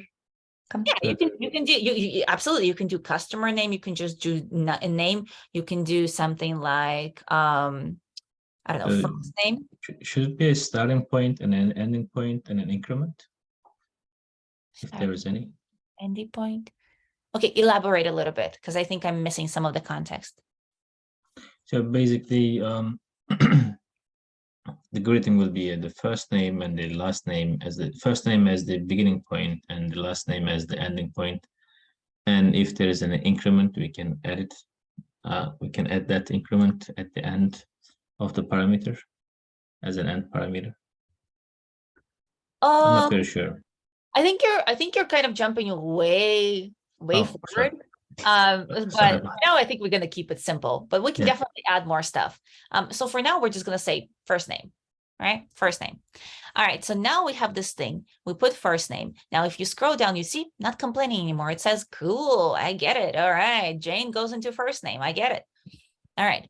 But the problem is now our first name is underlined and it's gray, right? Why is it gray? So let's read about it. It says argument name should be lowercase. All right, that's fine. We're going to ignore that. But also it says parameter first name value is not used. It's not used. Can create this variable and we didn't assign any value to it. Yeah, no, it's not that we didn't assign it. It's just we have this parameter, but none of our code inside our function uses it. It says, yeah, you got some data, but you're not doing anything to it. You're just wasting it, right? Now, first things first, the reason it doesn't like my parameter name here is because this is called camel case.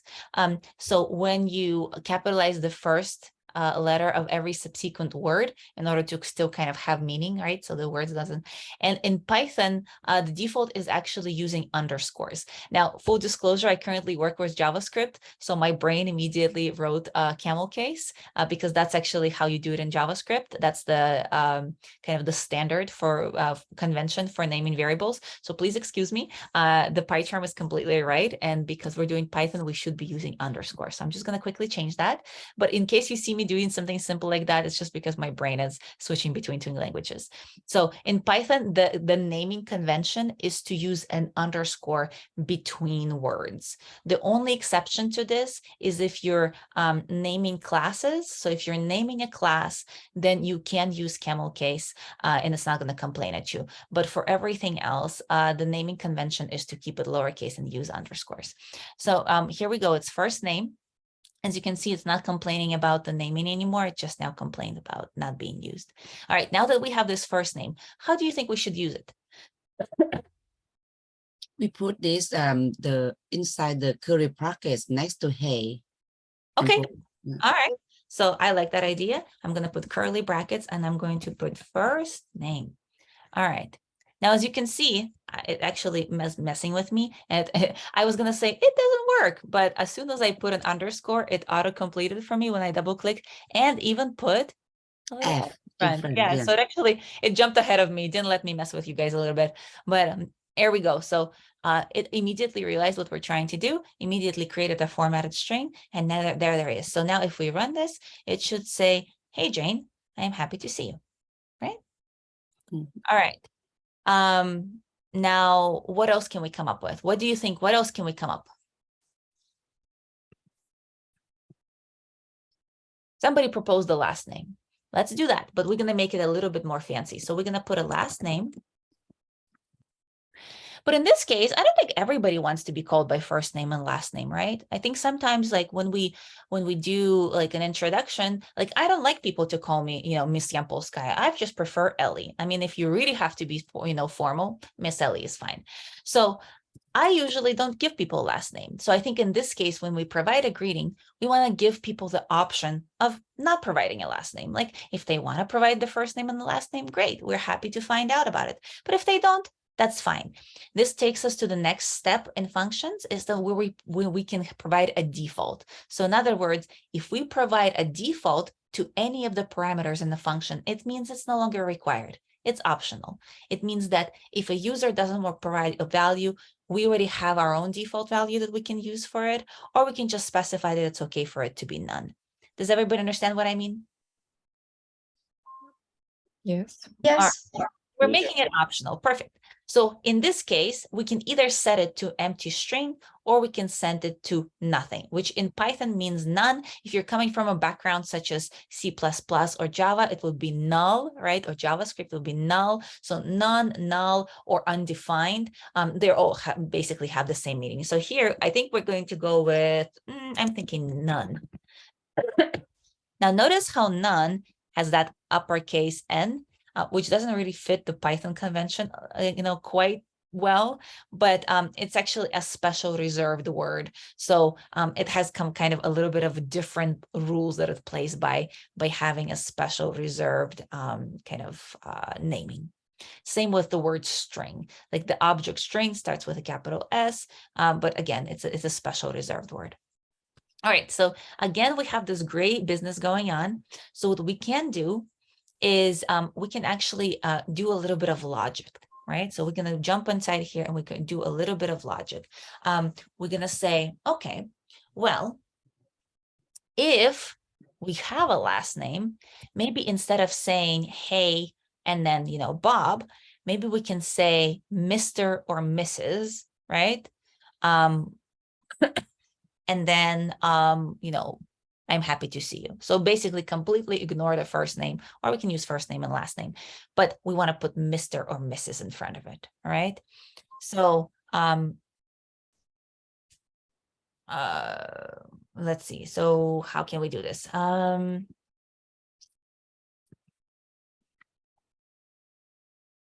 right. So we're going to do a little if statement. All right. In Python, there is two ways to ask a question. All right. So there is a way where you can ask a little bit of a question and then provide what to do in that case, and then an alternative, or you can do it all in one line, just one long line where you kind of do everything in one. Give me a second. I'm going to see which one I think is best for us in this case.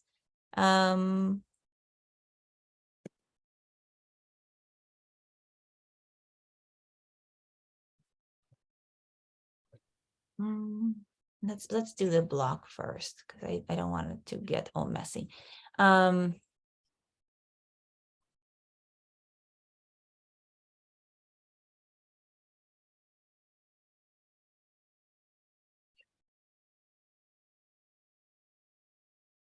No, that's actually fine. I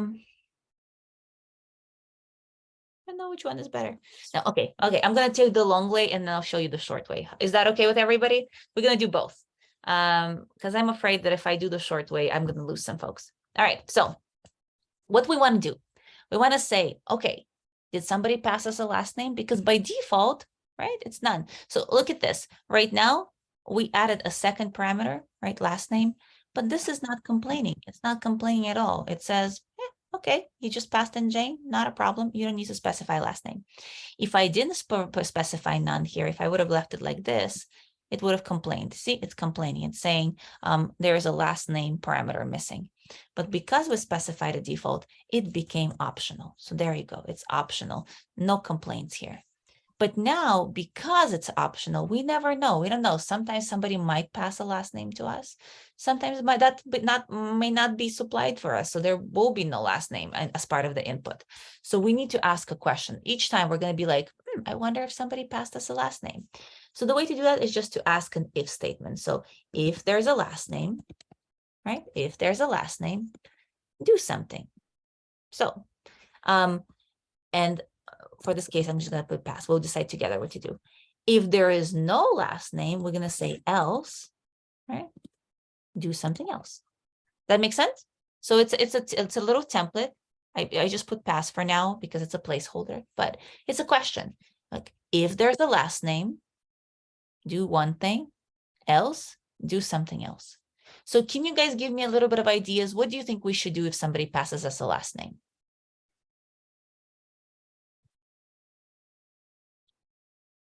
Maybe if the person provides the last name, so that means this first condition is true, right? Like executes, then it returns like, hey, or what is it, or function. So I mean, like if non-conditions, like if first one is false, like nobody provides, then we'll execute the second part of the code when we provided else, and now we pass because we didn't specify yet. Exactly. Sorry I like for my explanation. Yes. No, it's good. It's good. So again, just to reiterate, what is being said is we're going to have two return statements now. So in one case, when there is a last name, we're going to return one message. And if there is no last name, we return our original message, right? So that's basically what we're trying to do.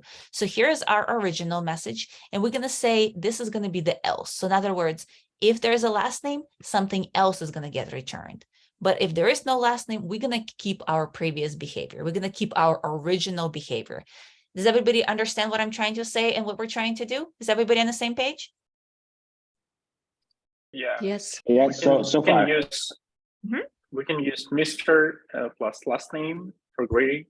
Okay. Or Yeah, Mrs. exactly. Exactly. Well, I think let's do Mr. for now, and then we can get creative later as well. All right. So we can move this over here instead of the word pass. So I'm just going to return it. So what's going to happen is we're going to say, if there's a last name, fill in the blank. We haven't filled it in yet. Or if there is no last name, in other words, else, our original message is going to go out, which is just the first name. All right. So now we just need to figure out what we're going to do this here, right? For the pass. So what should we do? What should we do? What do you think? Who's going to be creative today? Turn. Yeah. Return. We're doing return. Yes, the same string with the Mr. Yeah, you want to do And the hey, last mister? name? I don't know if hey, mister sounds good. It sounds like a little disrespectful. Hey, mister. Let's do something more creative. Let's do something like, how do you do? And we'll do Mr. and then last name. Does that sound good to everybody? Yes. All right, let's do that. All right. Now, so that's very good. We can now try it both ways. We can do greeting Jane, and then we can do greeting, no, let's not do Jane. Let's do John. And then Doe. Oops, forgot my quotes. All right, so we're gonna do it both ways. Now what you see on the bottom here. Hey, Jane, I am happy to see you. And how do you do, Mr. Doe? Is that what we wanted?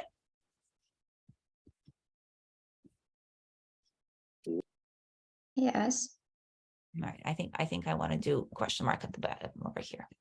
Okay, what I'm going to do, you guys, is that we have a lot of code inside here. I'm just going to comment it out so it doesn't get in the way for now, using my highlight and then command slash, right? You guys saw that? Just so you guys can keep it, but then when we run our code, we don't get all the other junk. We just get our two messages. It help me kind of do stuff. The added benefit is over here on the left. You can actually close the entire block of code, which is what I'm going to do right now. So it's going to look like my comment disappeared. It didn't disappear. I just collapsed it. And later on, I can unfold it. So right now, do you see what I'm doing? I'm going to click over here and it's going to collapse. There's going to be ... That code did not get erased. I commented it out. It turned it into a block comment. And now I collapsed it. But if I do over here like that, it's still there. Okay, so I didn't erase anything. I just made it easier for you to see the code. All right, everybody good? Nothing disappeared. We're all great. All right, so here's our greeting. Here's our two print statements. Here's what we get at the very end. All right, so we have, hey, Jane, I'm happy to see you. And then we have, how do you do, Mr. Doe? Are we always sure it's going to be Mr.? Are we always sure? No, sometimes it may miss. You offer a solution for me. So I'm thinking next I'm going to do an Winter. We can use if else. Another one condition provide. One more. Okay, and where does that condition go? And what are we conditioning on? How do we figure out if it's a woman or a man? It's a good question. It's a good question, but you guys have all the tools you need in order to be able to solve this problem. All right, what do you think? Use other variables. You can have another variable. Which variable should we have? Gender. All right, I like it. All right, gender. It's unhappy with me. It doesn't like it. Why does it like it?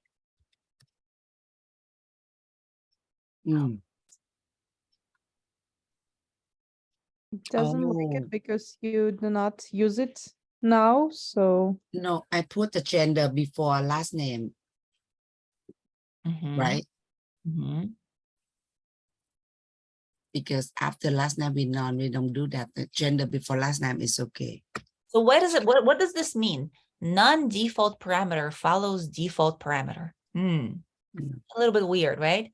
Remember, I told you this is a default, right? Do you guys remember? So when we want to make something optional, we provide a default. So this is a default parameter, and it's saying a parameter, again, a variable, right? Parameter without a default is following one with a default. So turns out in Python, when you when you add parameters to a function, there's a specific order they have to follow. So everything that is required, in other words, everything that does not have a default goes first. Then everything that has a default follows. Does that make sense? So you can't, alternate. You can't be like, this doesn't have a default and this has a default and this doesn't have a default and this has a default. Right? They have to be in groups. Everything without a default, which is required, everything that's optional that has a default. So that's why it's complaining here. So what do you think? We now can go two ways. We can either take this parameter right here and we can move it in front of last name, or we can keep it where it is, but provide a default. Which direction should we go? Provide the default. All right. What should the default be? None. No. Like male, female. Okay. So what should the default be? You can use a Boolean, true or false. All right. Then we shouldn't call it a gender. Then we should call it what? We can call it male, for example, or female. But if we're going to do gender, that doesn't kind of let us know that it's a Boolean. So I think in that case, we have to use either letter FM or female, male, I don't know, somehow. You guys tell me. But do you see what I'm trying to say? Gender. So again, I'm back to that whole concept of self-documenting code. When you see the word gender, you don't immediately think true, false. So usually, if you want to use a Boolean, you can say something like is male. Then it specifies, okay, yes, we want, for example, true to be the default. That makes sense? Yeah. But if you're going to go with the gender, which is perfectly fine, I'm game with that. Gives us a different way to practice. Then we have to specify not a Boolean, but some kind of other value. So again, let the class choose. Should it be a gender default female or default male? And are we going to use the whole word, or do we want to use just the character? What do you think?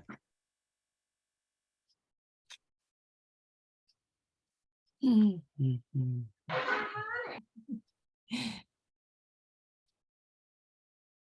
Maybe it's up to you. So we have special, like we should have just only one choice, right, for this? Oh, we have choice.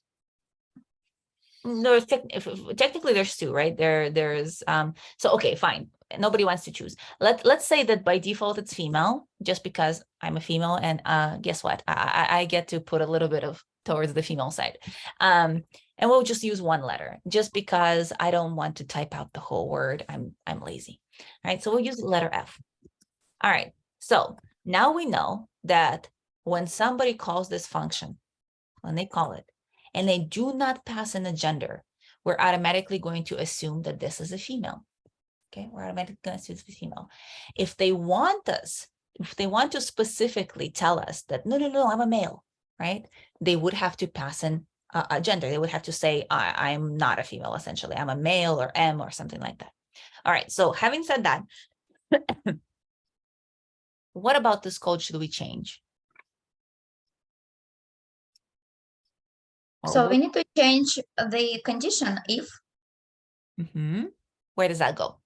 For example, if gender equal F, return this message. Else, return something else. If else, return something third month.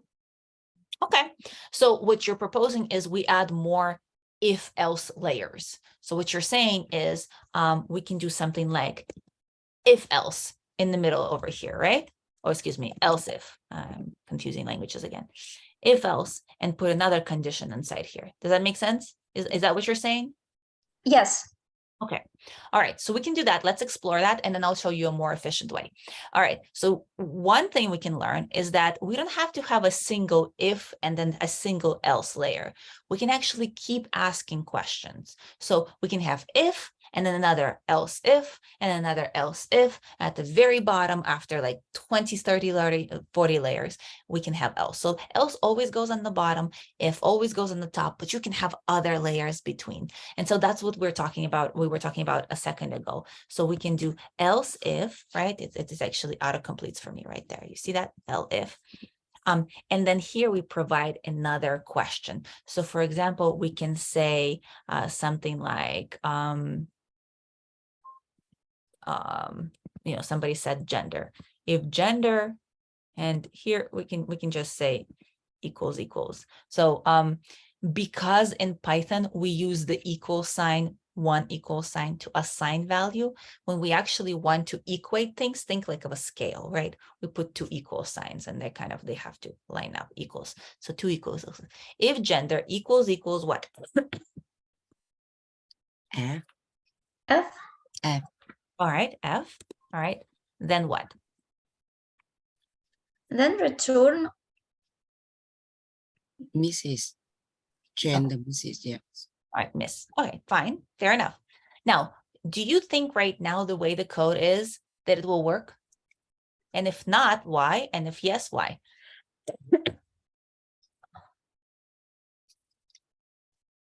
It's not work because I think if last name we have to have another condition last name and gender equal F.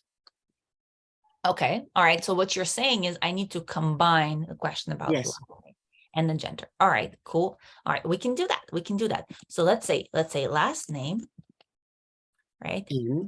And we can say and, right? So we're saying if there's a last name and gender is F, do this. Is that correct?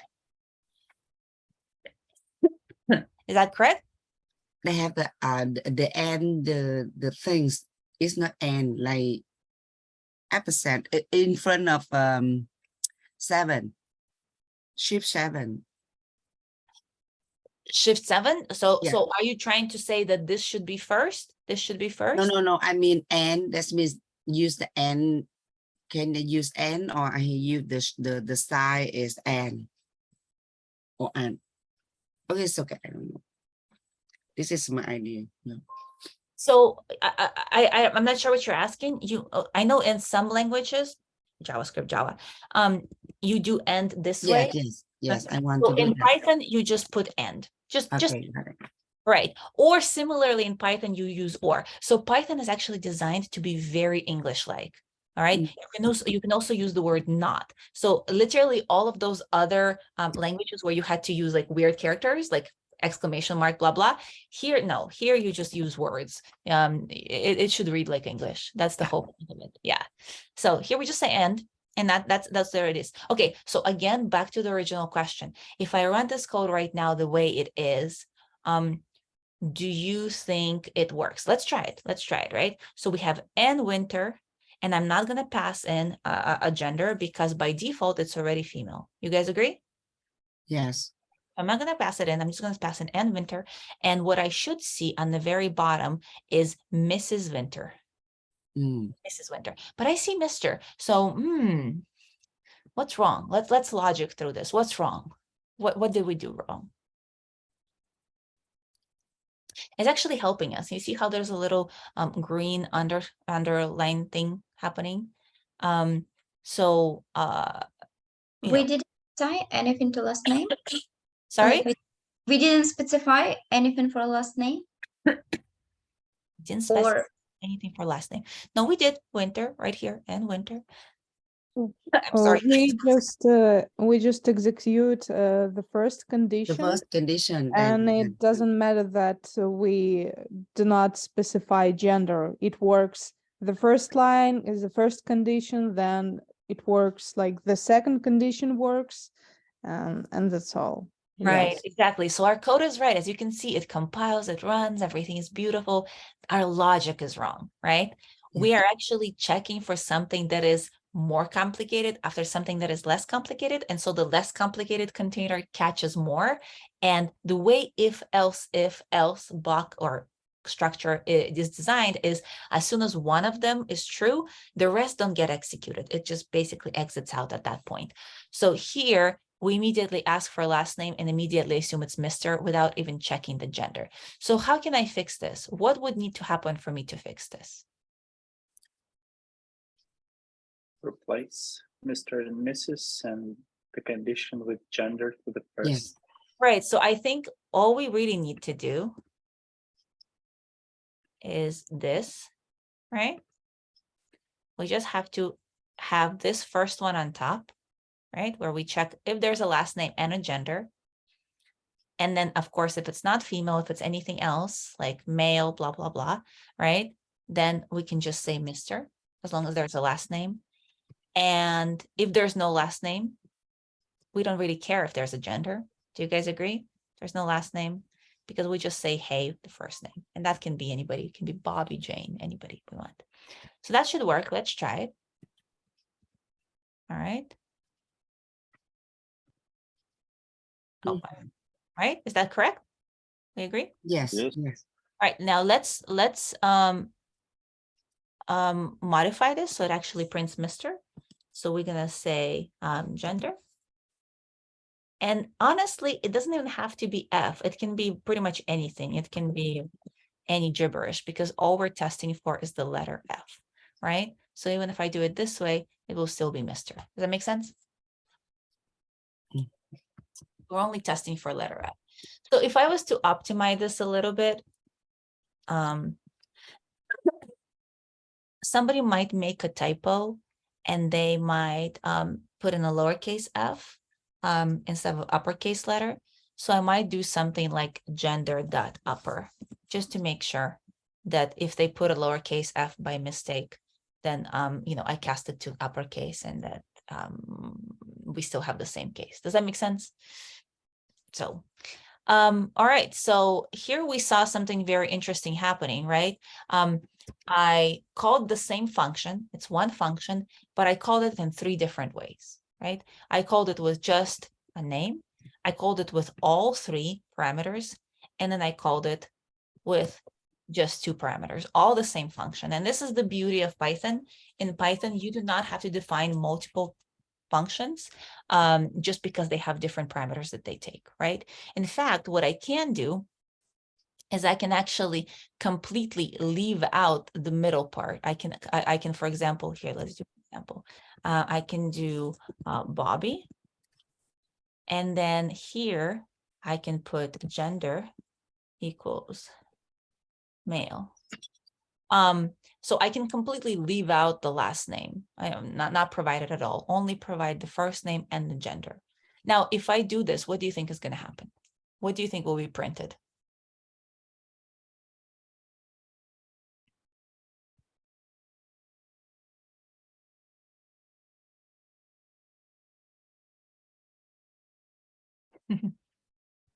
The third version. Third version, yeah. Even though I provided gender, we don't care about gender if it's just the first name, right? So let's try that. So we see, hey, Bobby, I'm happy to see you, right? Even though I provide gender, but you can see it's still a valid way to call the function. So I'm still able to provide, leave out the second parameter and provide only the third parameter without a problem. So very interesting, different ways to call it. By the way, here, this word gender is optional. I don't have to do that. I can actually do it this way, and that will still work just fine. So many, many, many, many ways to call it. Do you guys have any questions about many different ways to call a function that has optional parameters? Does anybody have questions? Any of this look weird to anybody? I have a question. Can I ask you? Is there any difference when we use return and print? Can we use print instead of return? Very good question, actually. So print, okay, hold on. Let me actually go back. Return literally means exit the function and go back to whichever place originally invoked you or called you, right? So as soon as we say the word return, it actually jumps all the way here, right? It jumps back here into the print statement. The only thing print does is it actually renders whatever is inside it into the console. into this section right here. That's all it does. So if we put the word print here, it actually will not return. Right?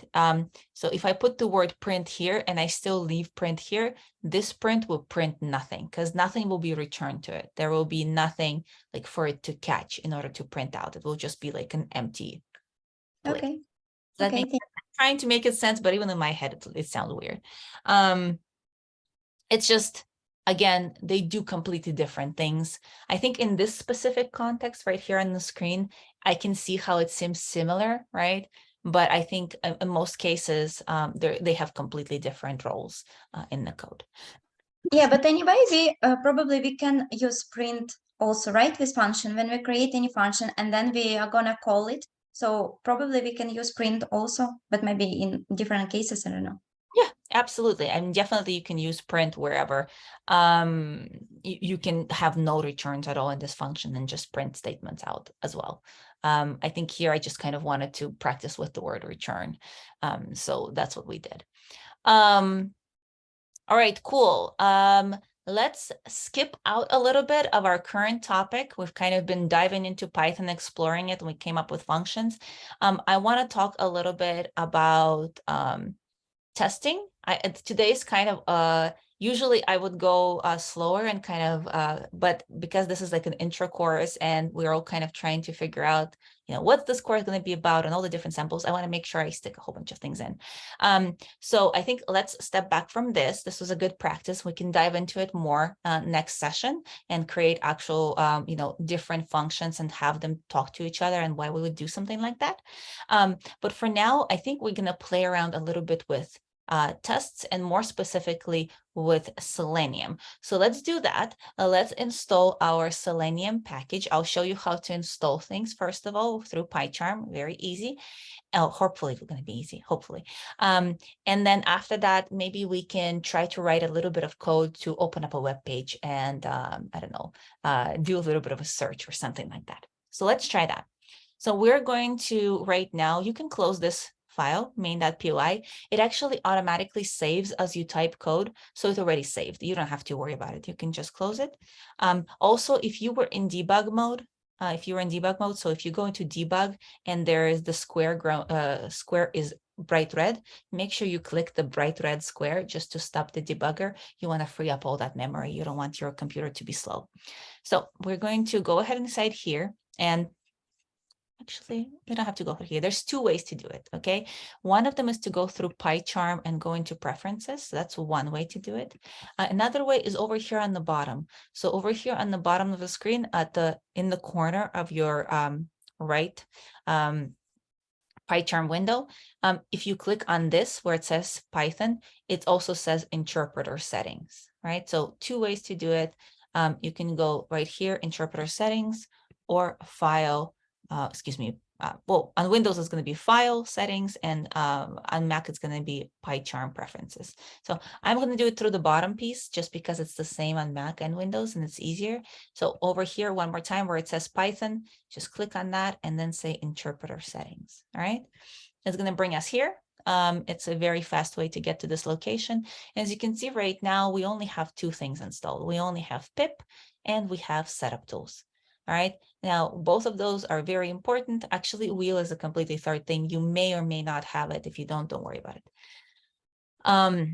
So as you can see right now, we do have pip installed, but the version that I have is a little bit outdated. If yours is the same, great. If yours is like mine, outdated, you can actually upgrade it. So all you have to do is highlight this line and then click on this little triangle, or you can even double click here, honestly. But highlight it and click on the triangle and just like wait a second, it's going to update your pip for you. The reason we want to update pip is that it's, first of all, it has a whole bunch of like security measures in place and certificates and like URL information where to track down packages. So it's always good to have it up to date. Otherwise it can give you problems. And then, of course, setup tools, the same thing. You can highlight that line and click on the little triangle, and it's pretty fast. It's just going to kind of do its thing. And when it's done, it's going to say setup tools successfully updated. Now, if anybody already tried it, if you tried to update your pip and setup tools, and it's giving you an error, please drop me a little message. What's going to happen is after class, I'll help you fix it, or hopefully to the best of my abilities. But sometimes it does throw an error. Usually it's just work. When you click on the triangle, it should just be magically working. All right. So once you did that, once your pip is updated, again, very important, and setup tool is not as important, but you might as well. What we're going to do is we're going to click on the little plus sign right above. So pip setup tools right above them, there's a plus sign. Now, if you're on the Windows, your plus sign might not be above. It actually might be either on the left side over here or on the right side over here. And most likely it's going to be blue if you're on the Windows, but you're still looking for that plus sign. So again, if you're on the Windows, look for a blue plus sign, probably over here on the right side, depending on your version. If you're on the Mac, over here, but plus sign, you click on the plus sign. And then here, very easy, all we do is we look for Selenium. So you're going to see a lot of options with the word Selenium in them, a lot. There's a whole like huge list you can scroll to, but we're actually only interested in that top one. So that top one, when you search for it, it's just one word. That's the one we want, right? So we're going to select it. And then after you select it, all you have to do is just say install package at the bottom. All right, I'm going to do it one more time just so everybody can see. Again, all the way from my PyCharm window, I'm going to click over here, going to say interpreter settings. Then I'm going to click on the plus sign. For me, it's right above my pip and setup tools. If you're on the Windows, it might be over here on the right side of your window. So click on the plus sign, and then all I do is I type in over here at the top, Selenium. And then afterwards, after making sure the correct thing is highlighted, and it's 100% usually the correct one. So I just scroll, kind of click at the bottom button called install package, and then wait a couple of seconds.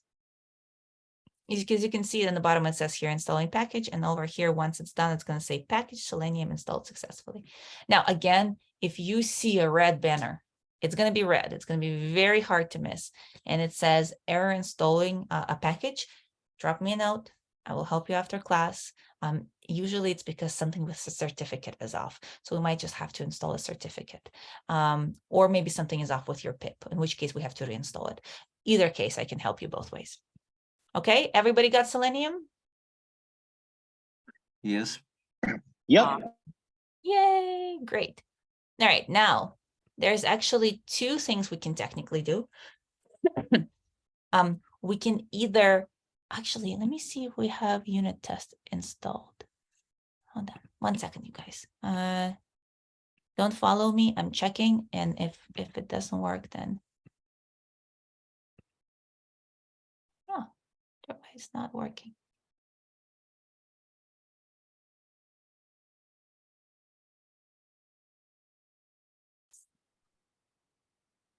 No, it does have it installed. Okay. Just checking if unit test is installed. If it wasn't, we would have had to install it, but it's already there. So that's good. All right. So we can actually go one of two ways. We can manually install Gecko driver, which is the piece we need in order for Selenium to execute on our machine, or we can install an extra package. Now, I think next session, we'll install the manager for all of the Chrome drivers, and what's going to do is going to automatically install the updated version each time. But today, to save time and just to make things a little quicker, I think we're just going to manually install Gecko driver or Chrome driver, whichever, into our project. So I think we'll do it the simple way today. So what we're going to do is we're going to prep in advance. So we already installed Selenium. We're going to prep by creating a folder where we're going to put that driver just for today. Later on, we can either remove it or, do something fun with it. All right, so what we're going to do is there's two ways to do it. Again, you can either say file, new, and then choose folder, right? Or directory, or you can right click on test automation and say new, and then directory. Now, again, you don't want a Python package. You want to choose directory because we're not going to put Python code inside. We're going to put a specific little binary executable thing in there. So what we want is a Python what What we don't want is by send directory. What we want is a directory. There's two ways to do it. You can either highlight test automation and say file, new, and then choose directory, or you can right click on it and say new, and then choose directory. All right, now once we do it, I just like to call it drivers, but you can give it any name. You can call it lib, whatever you want to do it, just a container for the Chrome driver. All right, and then what we're gonna do is we're gonna go back to our trusty driver. Oh, excuse me, I can't talk. Trusty browser. We're gonna go back to our trusty browser, and we're gonna type in Chrome and then driver. Chrome driver. So the very first link that comes back is the one we want. There's no guessing game. So very first link, again, it's Chrome, like Google Chrome, and then driver, one word. So we're gonna go ahead and click on that, WebDriver for Chrome. And here's where things get a little bit complicated, right? You need to know what your version of Chrome is. So I am on Chrome. Oh, first of all, if you do not have Chrome browser, then you would need a different executable. So I'm assuming everybody has Chrome. If you are using Firefox, okay, if you're using Firefox, or you're using Safari, or you're using Opera, please let me know, speak up, because you would need a completely different executable for that. If you are on Firefox, you would need Gecko driver. If you're on Opera, you need a Gecko driver. For Safari, you actually need Safari driver. There's different ones for all the different browsers, but I'm assuming most of us, I think it's not 90%, 95% of users are Chrome users. So I'm assuming Chrome, just because it's kind of the most common one. All right, so now that we're here, we need to figure out which version of Chrome we have. So we're gonna go to Chrome, and we're going to say about Google Chrome. Now, if you're on Windows, your about Google Chrome might be under help.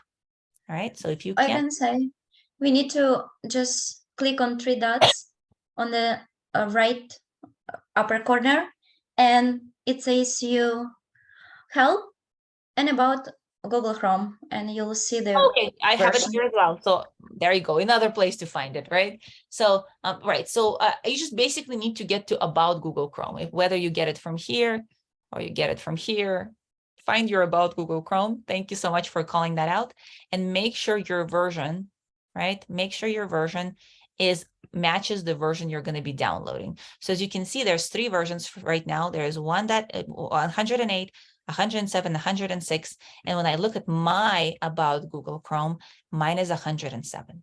All right. So that means I don't want 106, and I definitely don't want 108. I want to make sure they match. All right. Everybody gets it, right? So no, can you show me how to find the Google Chrome on Windows, please? Not Mac. Yeah. Okay. So we were just told that if you're on the Windows, there's this little triple dot in the corner right here, right here. And if you click on that, you're going to go to the bottom where it says help, and then over here on the left, and it says about Google Chrome. Got it. Right. So thank you so much for whoever called that out. Kudos to you. I think also on Windows, if you go to help, I believe you also have it here, but I haven't checked on Windows in a while. So thank you for that help. Again, once you check your version, make sure you remember which one it is, right? 106. Does it matter the last two digits? No, those ones don't matter. You only care about the first, that first, number before the dot. Even the ones following that, you don't care. Just the first number before the dot. So okay, for me, it's 107. So I'm going to do 107. Do not choose 107 if your version is not 107. I'm doing it because mine is, right? So mine 107, I will do 107. If yours is 106, great, keep it. Just make sure you download 106. If you have 108, awesome, more power to you. Make sure you download 108. All right, they have to match. So I'm going to get 107 because mine is 107. I'm going to click on it. Here you have another choice. It's an easy choice. You need to know what you have. So you either have a Mac or a Windows or a Linux, right? And if you have a Mac, you either have a 64 or you have like a special Mac chip, blah, blah, blah. I'm basically just going to go with this one. Honestly, it doesn't matter which one you choose. Both Macs work just fine. I tried both. All right. So you can see the download is instantaneous. It's a very small file. So I got it very quickly. And then after you download it, just make sure you extract what's inside. Now, the reason I'm saying extract, for Mac users, it's very easy. You just double click. For Windows users, Windows will mess with you, okay? Because on Windows, when you double click on the zip file, so again, let me open up a zip so you guys can see what I'm talking about. So this is what it downloaded. It's a zip, right? Do you guys see it? It's a zip. So on Windows, when you download a zip file, if you double click on it, it does not extract. It just shows you what's inside, right? It shows you what's inside. And then when you try to drag those things out of the zip, it will not let you. What you need to do is you need to right click on it and say extract files, all right? Or if you double click on it, then once you see that file inside it, you have to right click on it and say extract. You need to use the word extract. Does everybody understand that? Don't double click on it on Windows. Select it, right click, extract. All right, groovy? That's probably the hardest part on Windows. On the Mac, we got it easy. On the Mac, you just double click on it. It will extract it for you automatically. So this is all that's inside. This is the whole thing. There's nothing else. It's just this. Right? Tiny little thing. All right, so on the Windows, please right click on it and you should have an option that says extract to. And so on a Windows, when it's downloaded, it's an option menu and we need to choose show in folder.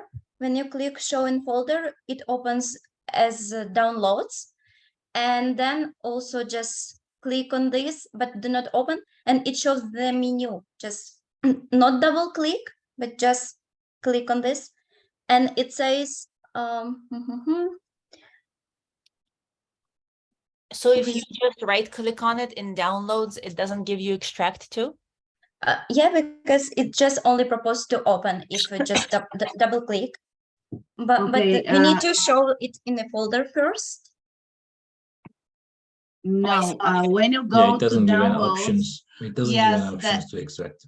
Yes, Yeah, just you don't go on the file, Can you share the right screen, click, please? go open with, and then choose Windows Explorer, and then you're gonna have exe file from Okay. driver exe.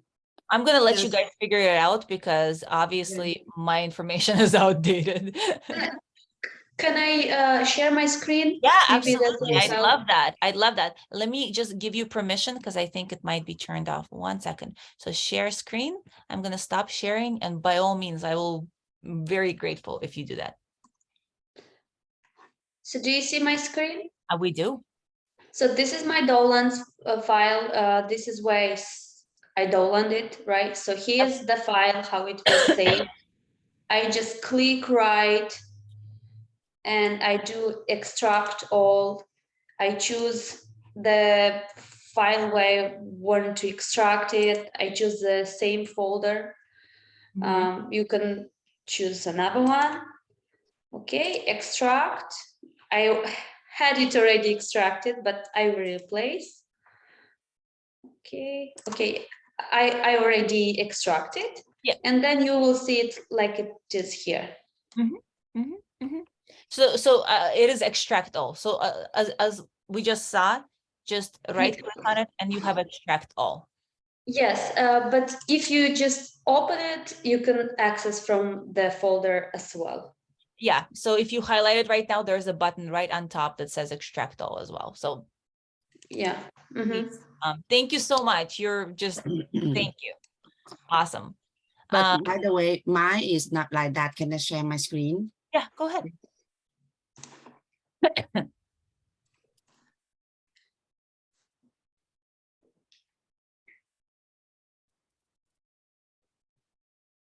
Oh, are you sharing? Yeah. You see my screen now? Yep. Took a while to load. Oh, this is my double click. I don't see any extract here. Okay, I think for you it's on top. You see how there's like this pink section on top? This? Nothing. Excuse me, I saw you have 7-zip. You go to 7-zip and you can extract.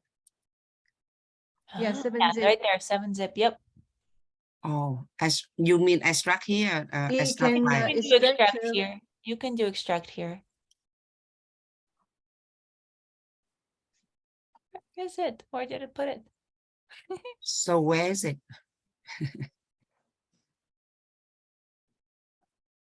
Refresh the page. It might be, yeah.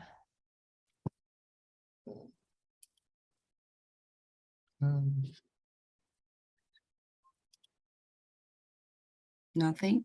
Weird. Try one more time. On the bottom, maybe. No, no, No. it's by date.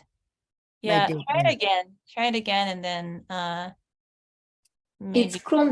It's Chrome driver by Yeah, under the no, framework go to the installation. extract to, yeah, this one. You Try- can see last month. You come here, right? You can do No. that. Uh, There Yeah, we go. this one. There it is. Yeah. Yeah, So the second one, yeah. This one. open it. Yeah. Yay, you got it. Okay. So I open it. No, don't open it. It's an executable. You can't open it. You can only execute it. So basically all we need to do is now take this thing and put it into that folder we created inside PyCharm. So you can do it multiple ways. You can copy it from here and paste it into PyCharm. You can drag and drop it, like right the way you have it right now. You can cut it and paste it. So just any means of taking it and putting it inside the drivers folder. So I'm going to Can share I my go, can screen go now. like that? Yep, you can do that. Yep. Yep, there we go. Just say refactor. And you're good. You're golden. It's in there. See? Good. Yeah, Great. awesome. Yeah, thank you. Of course. All right. So back to my screen. Everybody sees my screen?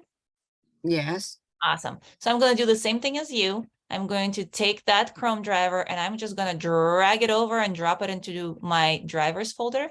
Now, when I do that, it does open up a screen. Sorry, beach ball of death. Great. All right, hold on, you guys. I might have to kill.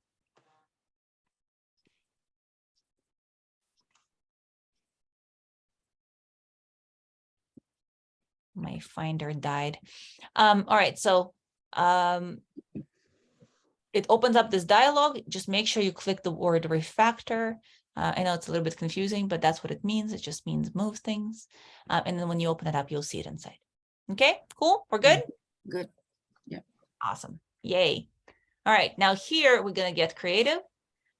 You can create a tests folder to put all your tests into, or for now, you can just keep it on the upward level. I like to keep my code somewhat organized, so I'm going to create a tests folder. However, this is not necessary. This is just my own personal organization purposes. So I'm going to right click and create a folder. Again, new. In this case, it has to be Python package because I am going to be putting Python code inside. And I'm going to call it tests. Excuse me, I couldn't find drivers folder. Oh, we created it. We created it. So we actually right clicked and we said new directory and we created drivers folder, just like that. I see. Yeah, we created it. So if you don't have it, just create your own. And if you already dropped your Chrome driver into a different location, create the drivers folder and then drag it into the drivers and just do refactor. Okay, so again, this is not necessary. This is strictly for me. If you want to follow along, great. If not, you can actually create your test file right at the top. You can just put it right at the top level. So I'm going to put it inside tests. Now, the weird part is when I did create a Python package, it will create this init.py file inside. It's completely empty. There's nothing inside it. It's actually strictly there to tell Python that this specific folder is for Python files. So that the whole role of that, well, actually it has other roles, but for now, as far as you guys should be concerned, its role is just to denote that this folder is for Python.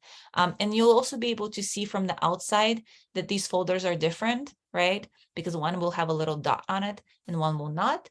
So if it doesn't have a dot, it's not a Python folder. Even if you put Python code inside, Python will not be able to find that code. It will say, I don't know what this is. I'm not even going to look inside it. I don't care. If you want to create a folder where Python will look, so you actually want to put code in there that you want to execute, then you need to make sure that there is an init.py file inside. And that's what we see here. So again, the way I created it is I right-clicked and I said new. And this time around, I chose Python package. So again, directory means regular folder. Python package means you get that init file inside. And we're going to talk a lot more about what init does in Python for the future. Right now, as far as you should be concerned, it's just a special doodad that lets Python figure out that there's code inside. Questions? For some reason, I cannot create a driver folder under test. Under Python project, I'm right-clicking, new directory, I'm typing drivers, and then that directory doesn't exist. Oh, it just happened. Thank you, thank you. It's always like that, right? As soon as you speak up, it starts working. Sorry. No, it's no problem. What I will say is sometimes it will lag, especially when you're like on Zoom and PyCharm and everything. So I usually try to refresh. So if you right click on test automation, there is a reload from disk option, and it's kind of like a refresh in your browser. And sometimes that helps. Like if something is just lagging, if you refresh, it will appear. Okay, so now that we have our special, super awesome Python package, what we're going to do is we're going to go back to new. And now, excuse me. yes. I got a question. So do we have to create the test file, the test directory, or it's by default? No, I created it. Oh, but you created it. You don't have to create it. I created it, first of all, because I like to keep things organized. Also, I wanted to show you the difference between a folder and a package. But Okay, got it. Thank you. two birds with one stone. But if you didn't create it, it's fine. You can actually create a Python test file right at the top. So this is all fine. All right, so I'm gonna do, I'm gonna actually, let's pause. It sounds like some people need to catch up. So I'm just gonna pause for like a minute. And maybe, you know what else I'll do? I'll unfold all of my folders so you guys can see what's inside. So right now we just have our test automation. We have our drivers folder. There's Chrome driver inside. We didn't do anything else to it. We did not touch it. We just dropped it in and forgot that it was there. And then we have our tests. The specific word for it is Python package, but it's actually just a folder with a doodad init.py file inside. That's all it is. And then what you will also see is your virtual environment, Venv. Now, we don't want to open it. We don't want to look inside it. We don't care about it. It's just there to show us that we have a virtual environment. When you're a much more advanced Python programmer, you might want to look inside it just so you can see how the code works. For now, just ignore it. It's fine. And then we have our main.py, which is what we created earlier, where we played around earlier. All right, so that's what we have. Hopefully everybody caught up. And now we're going to do that last step. We're going to right click on tests. So make sure you highlight tests, right click on it. You're going to say new, and then we're going to choose Python file, not Python package, Python file. So we are going to choose Python file. And this time around, we are going to choose Python unit test. So there's actually 3 options on the bottom. You can do file, unit test, and stub. We're going to use unit test as an SDET, right? Software developer in test, or software developer engineer in test, or a test automation engineer. You are going to be working a lot with, well, they're called unit test frameworks, but we use them for testing. So it doesn't have to be unit test. It can be any testing framework. So you're going to be working with a lot of testing frameworks in a lot of different languages. Python has 2 primary unit testing frameworks. One is called unit test and one is called PyTest.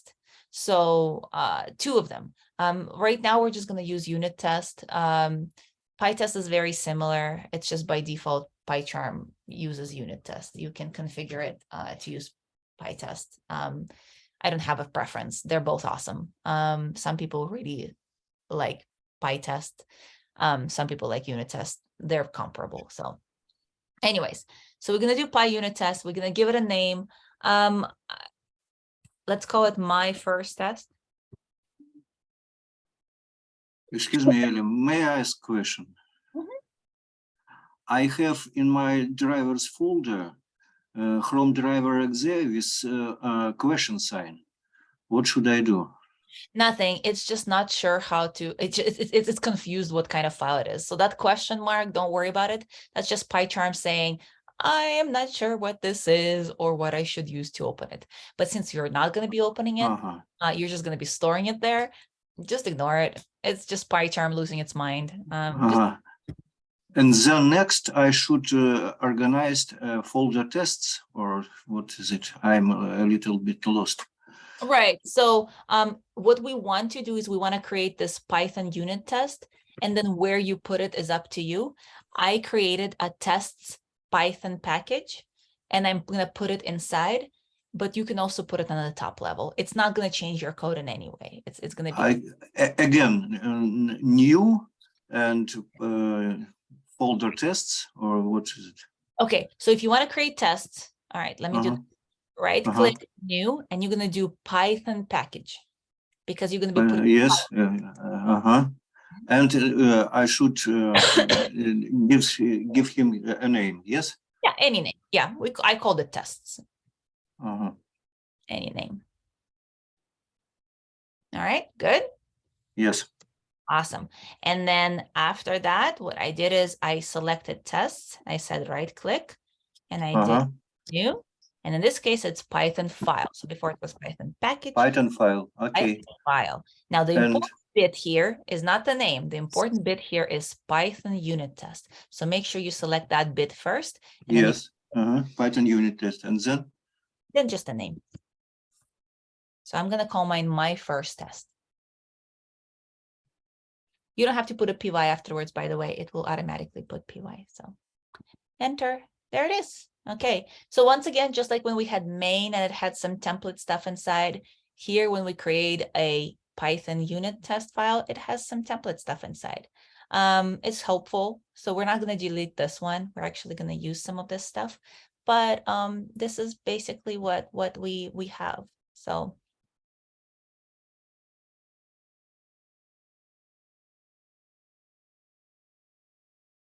all right, everybody good? Yes. I have a question. Yeah. When you create the file with a Unix test, they create for you the class, my test case that they create for you, or for us already, right? Yep, it's a template. It's the just template. Yeah. It's just a template. You can rename this. You can rename it anything you want. Doesn't have to be my first test case. It can be like, I don't know, ABC 1, 2, 3. Yeah, I got it. Thanks. All right. So now remember that Selenium package we installed? This is where we're going to start writing a little bit of code. So what we're going to try to do is we're going to try to get a WebDriver instance from that Selenium package. So I think all of you know that Selenium is the name of the organization, right? But the actual code, the actual bit that actually interacts with the browser is called WebDriver, right? So what we're going to do is we're going to try to get WebDriver specifically package from the Selenium package. So we're going to get, I think it's actually not a package, it's a module. So WebDriver module from Selenium package. So that's exactly what we're going to do. We're going to say from Selenium. And again, it does autocomplete for us. So you don't have to type out the whole thing. We can say from Selenium import, and we're going to put WebDriver. All right, so that's going to be the first thing. Now, obviously, as soon as we type it out, it's going to get grayed out. And the reason it's going to get grayed out is simply because we haven't used it yet. So that's fine. As soon as it gets grayed out, as long as there's no red underlines under it, you're golden. You're fine. You did everything great. So from Selenium, import WebDriver. I'm actually going to zoom in a little bit so you guys can see a little better. Is this better? Like, is this big enough? Can do even bigger, I think. Yeah, you guys can see that? That's great. Thank you. Awesome. All right. All right. So we have a little bit of time left. I'm trying to finish up. All right. So once we do that, inside our test, so see, we have our template. We have dev test something, which is going to put a little bit of space right after that. After test something, a little bit of space, and we're going to say WebDriver. Now, remember, you type in a few characters, it auto-completes for you. So make sure you use that autocomplete, because you will make a typo and then you will be kicking yourself for a while trying to figure out what's going on, but you didn't do anything wrong. You just made a typo. So autocomplete WebDriver dot, right? Dot, that's our friend. Now, in this case, we have a whole bunch of options. We're actually not interested in the ones that are folders. So all these folders we're not interested in. It's these classes. See the letter C. It's these classes that we're interested in. So here, immediately out of the box, we have support for Firefox and Chrome. There's also this concept of a remote driver. That's when you want to execute your tests on computer A, but you actually want them to run on computer B. There's a way to set it up so that the code is triggered here, but it's actually executed elsewhere. Again, for this class, we're not interested in remote. And then there's a whole bunch of other things. So there's obviously support for Edge. There's support for IE. There's support for Safari, and then usually there's also Android, but I can't see it right now. So maybe they deprecated that. But anyways, a whole bunch of browsers that are supported. For this class today, since we downloaded Chrome driver, we're going to be using Chrome. Again, if you do not have Chrome on your computer, this will not work for you. You either need to install Chrome or you need to install a different driver. So Chrome driver goes with Chrome. Gecko driver goes with Firefox and Opera. And then for Safari, you need its own Safari driver. All right, so Chrome, right? Chrome. Double click Chrome. There we go. Webdriver.chrome. And then we are going to put parentheses after it. And there's going to be some stuff that goes in there. Now notice as soon as I put parentheses, this little box popped up. And it actually is giving me hints on what I need to supply. So one of the things right at the very top that's actually highlighted, right? It's the one in bold. It says executable path, right? Executable path. And then it says default executable path. So all it's asking here is for us to specify where do we put that Chrome driver. That's all we need to do. We just need to tell it where we put our Chrome driver. So we are going to follow what it says here. We're going to say executable. Again, I'm not going to type the whole thing out. I'm just going to say EX and I'm going to double click. All right. So EX double click. Again, don't type.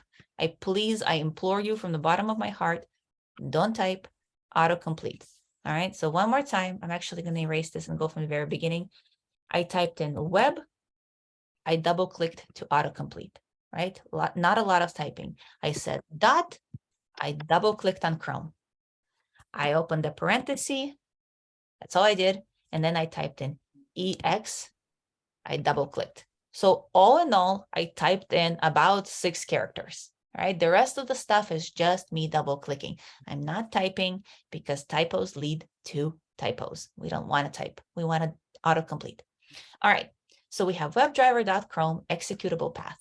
All right, where do we get this executable path from? What is this executable? It's this thing. It's this thing that we put inside drivers, all right? And there's a very, very super easy way for us to get the path to it. All we have to do is right click on it. So over there on the left side, we right click on it. And then over here, there's actually an option that says copy path, all right? We don't have to try to imagine it or come up with it. Copy path. That's all we're going to do. And it's actually going to give us an option. Do we want to do path from content root? Do we want to do absolute path? What kind of path we want? There is a programmatic way to use a short path and to build it in a very fancy way. We can cover it in the future. We absolutely will do that. But for today, since we only have about 10 minutes left, we're just going to say absolute path, right? I am usually very much against using absolute paths, especially in code that will eventually be pushed into source code management, because obviously my absolute path is not going to work for somebody else if they try to pull my code and have a copy of it on their machine. But again, this is just for today. We're learning. It's our first day. So for now, it's fine. It's fine. It's not a problem. All you need to do is make sure you remember to put quotes, single, double, doesn't matter, and you paste. That's all you're going to do. You're just going to put quotes and paste. So again, to get the path, right click on it, copy path, and then choose absolute in this case. And then over here, quotes and paste. All right, that's what it's going to look like. Now, if you don't like the fact that it doesn't fit on the screen, you can actually split it up. Right over here after the parentheses, you can press enter, and then it's going to kind of indent it a little bit for you. And then you can actually, even after equal sign, also indent it a little bit like that as well. That way it fits. All right, everybody caught up? Yes. We're almost there. We're so close. All right. Now, what we just did when we said webdriver.chrome and we specified executable path, we essentially created a browser session. In other words, it's the same as us clicking on this thing and a browser popping open. All right, same thing. That's what we just did. We just clicked on Chrome and it's going to go poof and it's going to pop open. Now, the problem is now that we did it, we didn't save a pointer to it. So we opened up the browser and we immediately lost it. It's open, but we can't interact with it because we cannot find it. We cannot find it. We don't know where it is. So what we want to do is we want to create a variable that stores the kind of the pointer to this browser that we just opened up. So over here, right in front of webdriver.chrome, we want to create a variable to store it so that later on we can keep interacting with it. There's actually three things that usually people call this variable. Some people call it cell for Selenium, S-E-L. Some people call it driver because WebDriver. Some people call it browser. I like to call it browser. If you feel a preference to call it either Selenium or driver, more power to you, go for it. So I'm going to call it browser equals. All right, everybody with me? So webdriver.chrome opened up a browser for us because we want to keep interacting with that browser. We're going to save a pointer into the variable called browser, and then every time we want to do something additional in that browser, we just say browser. We just refer to that variable again and again and again. Questions, comments? Yeah, can you repeat please how to copy a path to Yeah, driver? absolutely. So make sure you see it on the left side. So I have my drivers folder unfolded. And then what you're going to do is you're going to right click on it. And when you have, there should be an option to say copy path. So there's copy and right under it, copy path. And then you just select what looks good. I chose absolute path because in this case, it's the easiest option. Thank you. I have a question. So I copied absolute path, but I see an error. It's saying that PEP8 invalid escape sequence. Ah, yes. Okay. You're on Windows, right? Yes. Yeah. All right. So on Windows, there's one of two things you can do. You can either change all of your slashes to the opposite direction, or you can double them up. Okay. And there's no guarantee which of those two will work. So I would try one and then try the other, because it depends on which Windows you have. It depends on how it's going to like it. It's a little funky. Again, if this was not the first day, I would do like a fancy workaround. But with this for today, just sorry, bear with me. All right. And finally, the last piece for our test. So one more line. We're going to say browser dot. And then what we want to do is we want to pop open a URL. So in this case, we're going to say get. That's the only option that lets us provide a URL. So we're going to say browser.get. And then here we can specify some URL. Now, most of the time for this class, we actually use the URL for HRM. Oh, excuse me, that's a wrong window. There we go. So the URL that we usually use is hrm.portnov.com. That's the URL we use. It looks like this. It's a very familiar to everybody UI. So all we need to do is specify that URL in order to open the page. So I'm going to go back to my PyCharm and paste that URL in. So it's going to look like browser.get. and URL. Now, it doesn't have to be that URL. If you guys want to play around today with Google, you can do, www.google.com. If you have another browser that you want to play around with, that's fine too. Excuse me, not browser, website. Just pick some URL that you know works. Okay. All right. So line 12 right now is something that was part of a template. We haven't touched it yet. I'm going to leave it for a second. We're going to finish modifying it in just a moment. But for now, what we can do is we can try to run this test. And what we're looking for is we just want the browser to open and the web page to load. If it doesn't load or you have some kind of issue, I will help you after the class. But the idea is it should open for most of you. Now, if you really want to be able to see whether the browser opens or not, I do recommend adding a little sleep inside here. It literally is, you say sleep. And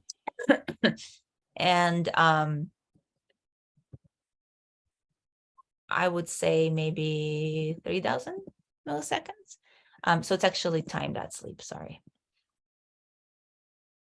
All right, so time.sleep, 3,000 seconds.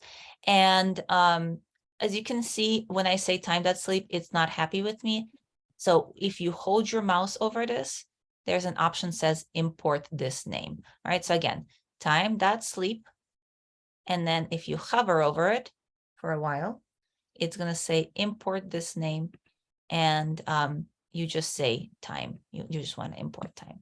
So it's going to look at the end like this. It's going to add a little statement on top, says import time, time.sleep. All right. So I'm going to try to run this. Hopefully it works for me without a problem.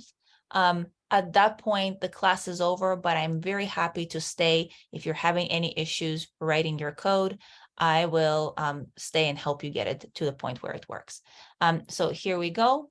I'm going to run it.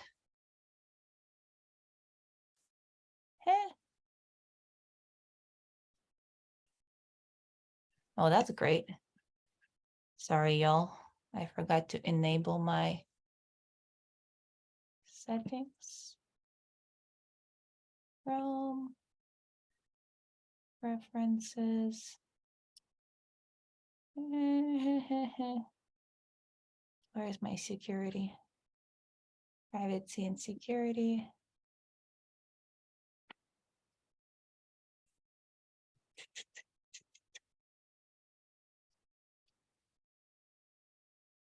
Security.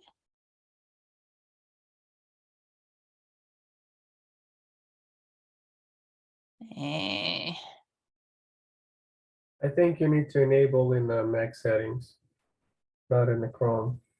Is it? I don't remember where it was I anymore. think so, yeah. Go to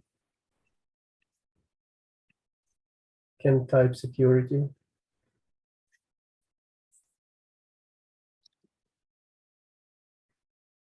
Yep, in there. And then on the right, I think scroll it down. Over here? No, that's disabled. And yes, right there. And you need to click to unlock. You need to unlock. Type in your password. Yep. Use password. And then I don't see Chrome though. That's the You problem. need to go to details. general. To general. Yeah. 1 second. At the bottom, yeah, allow anyway. There. Oh, see, there you go. Okay. So thank you so much for your help.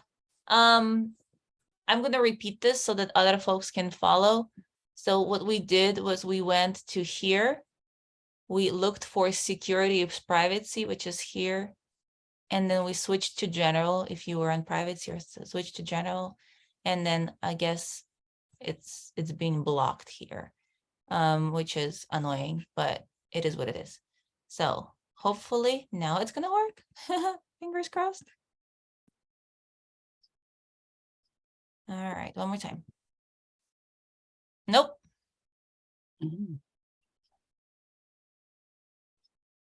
Or maybe yes, I don't know. Fingers crossed.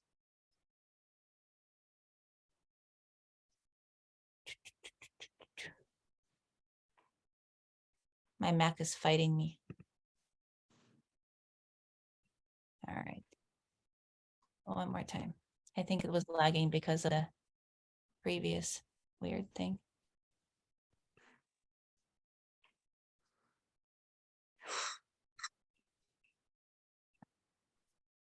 All right, there we go. So my computer is being wonky a little bit just because I'm running a recording. This is Zoom, running Zoom, sharing screen, running PyCharm, running my browser, and also my test. For most of you who are not zooming and sharing your screen, it should be a little faster. But right now, I think it might just be very, very slow because of it. So what I'm going to do is I'm going to stop sharing screen for a second, and when it passes, I'll show you that it passed. All right. Sorry, give me a sec. Just to free up some memory.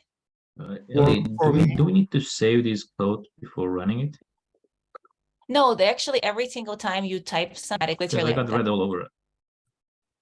Oh, I got red all over. probably something to do with your indentation. Okay, mine But- worked. Your what? Mine worked. Awesome. So it should I work. had the same problem like you. So I'm really sorry. I'm having the beach ball of death. Like literally my computer is not able to like run everything all together. It's showing me like a beach ball of death. So you heard from somebody else, the code works. But Ellie, how to start it? I don't understand. so right next to the test, there should be a run button, right? Do you see it right here? Right next to the test. Oh, I'm here. You're not seeing my screen because Yeah, there's a green button there, like a green arrow. yeah, so hold on. I'm gonna share my screen again. Hopefully it doesn't die. So over here, oh my gosh, please cooperate, just please. So over here, you can, or this one, it doesn't matter which one. Like you can either click this one and say run, or this one, say run. It doesn't matter. Both will work. You can even do this one. It doesn't matter. Any run button on this file will execute it. Now, your test might fail just because at the bottom here, it says assert equal true equals false. Obviously, that's true does not equal false. So either change it to true, true, or false, false. It should be passing. No tests were found. I saw. No what found? No tests were found. It No couldn't tests were found. find my test. I don't understand why. Okay, yeah, let's look at it in a second. I'm still hoping my thing will run, but every time I try to run it, I get beach ball of death and it crashes. So some of you might have to take my word for it or try it on your own laptop. All right, so what I'm going to do right now is I'm going to stop recording, but I'm still here. And Can I share my screen for a second? yeah, let me just figure out how I can stop recording more.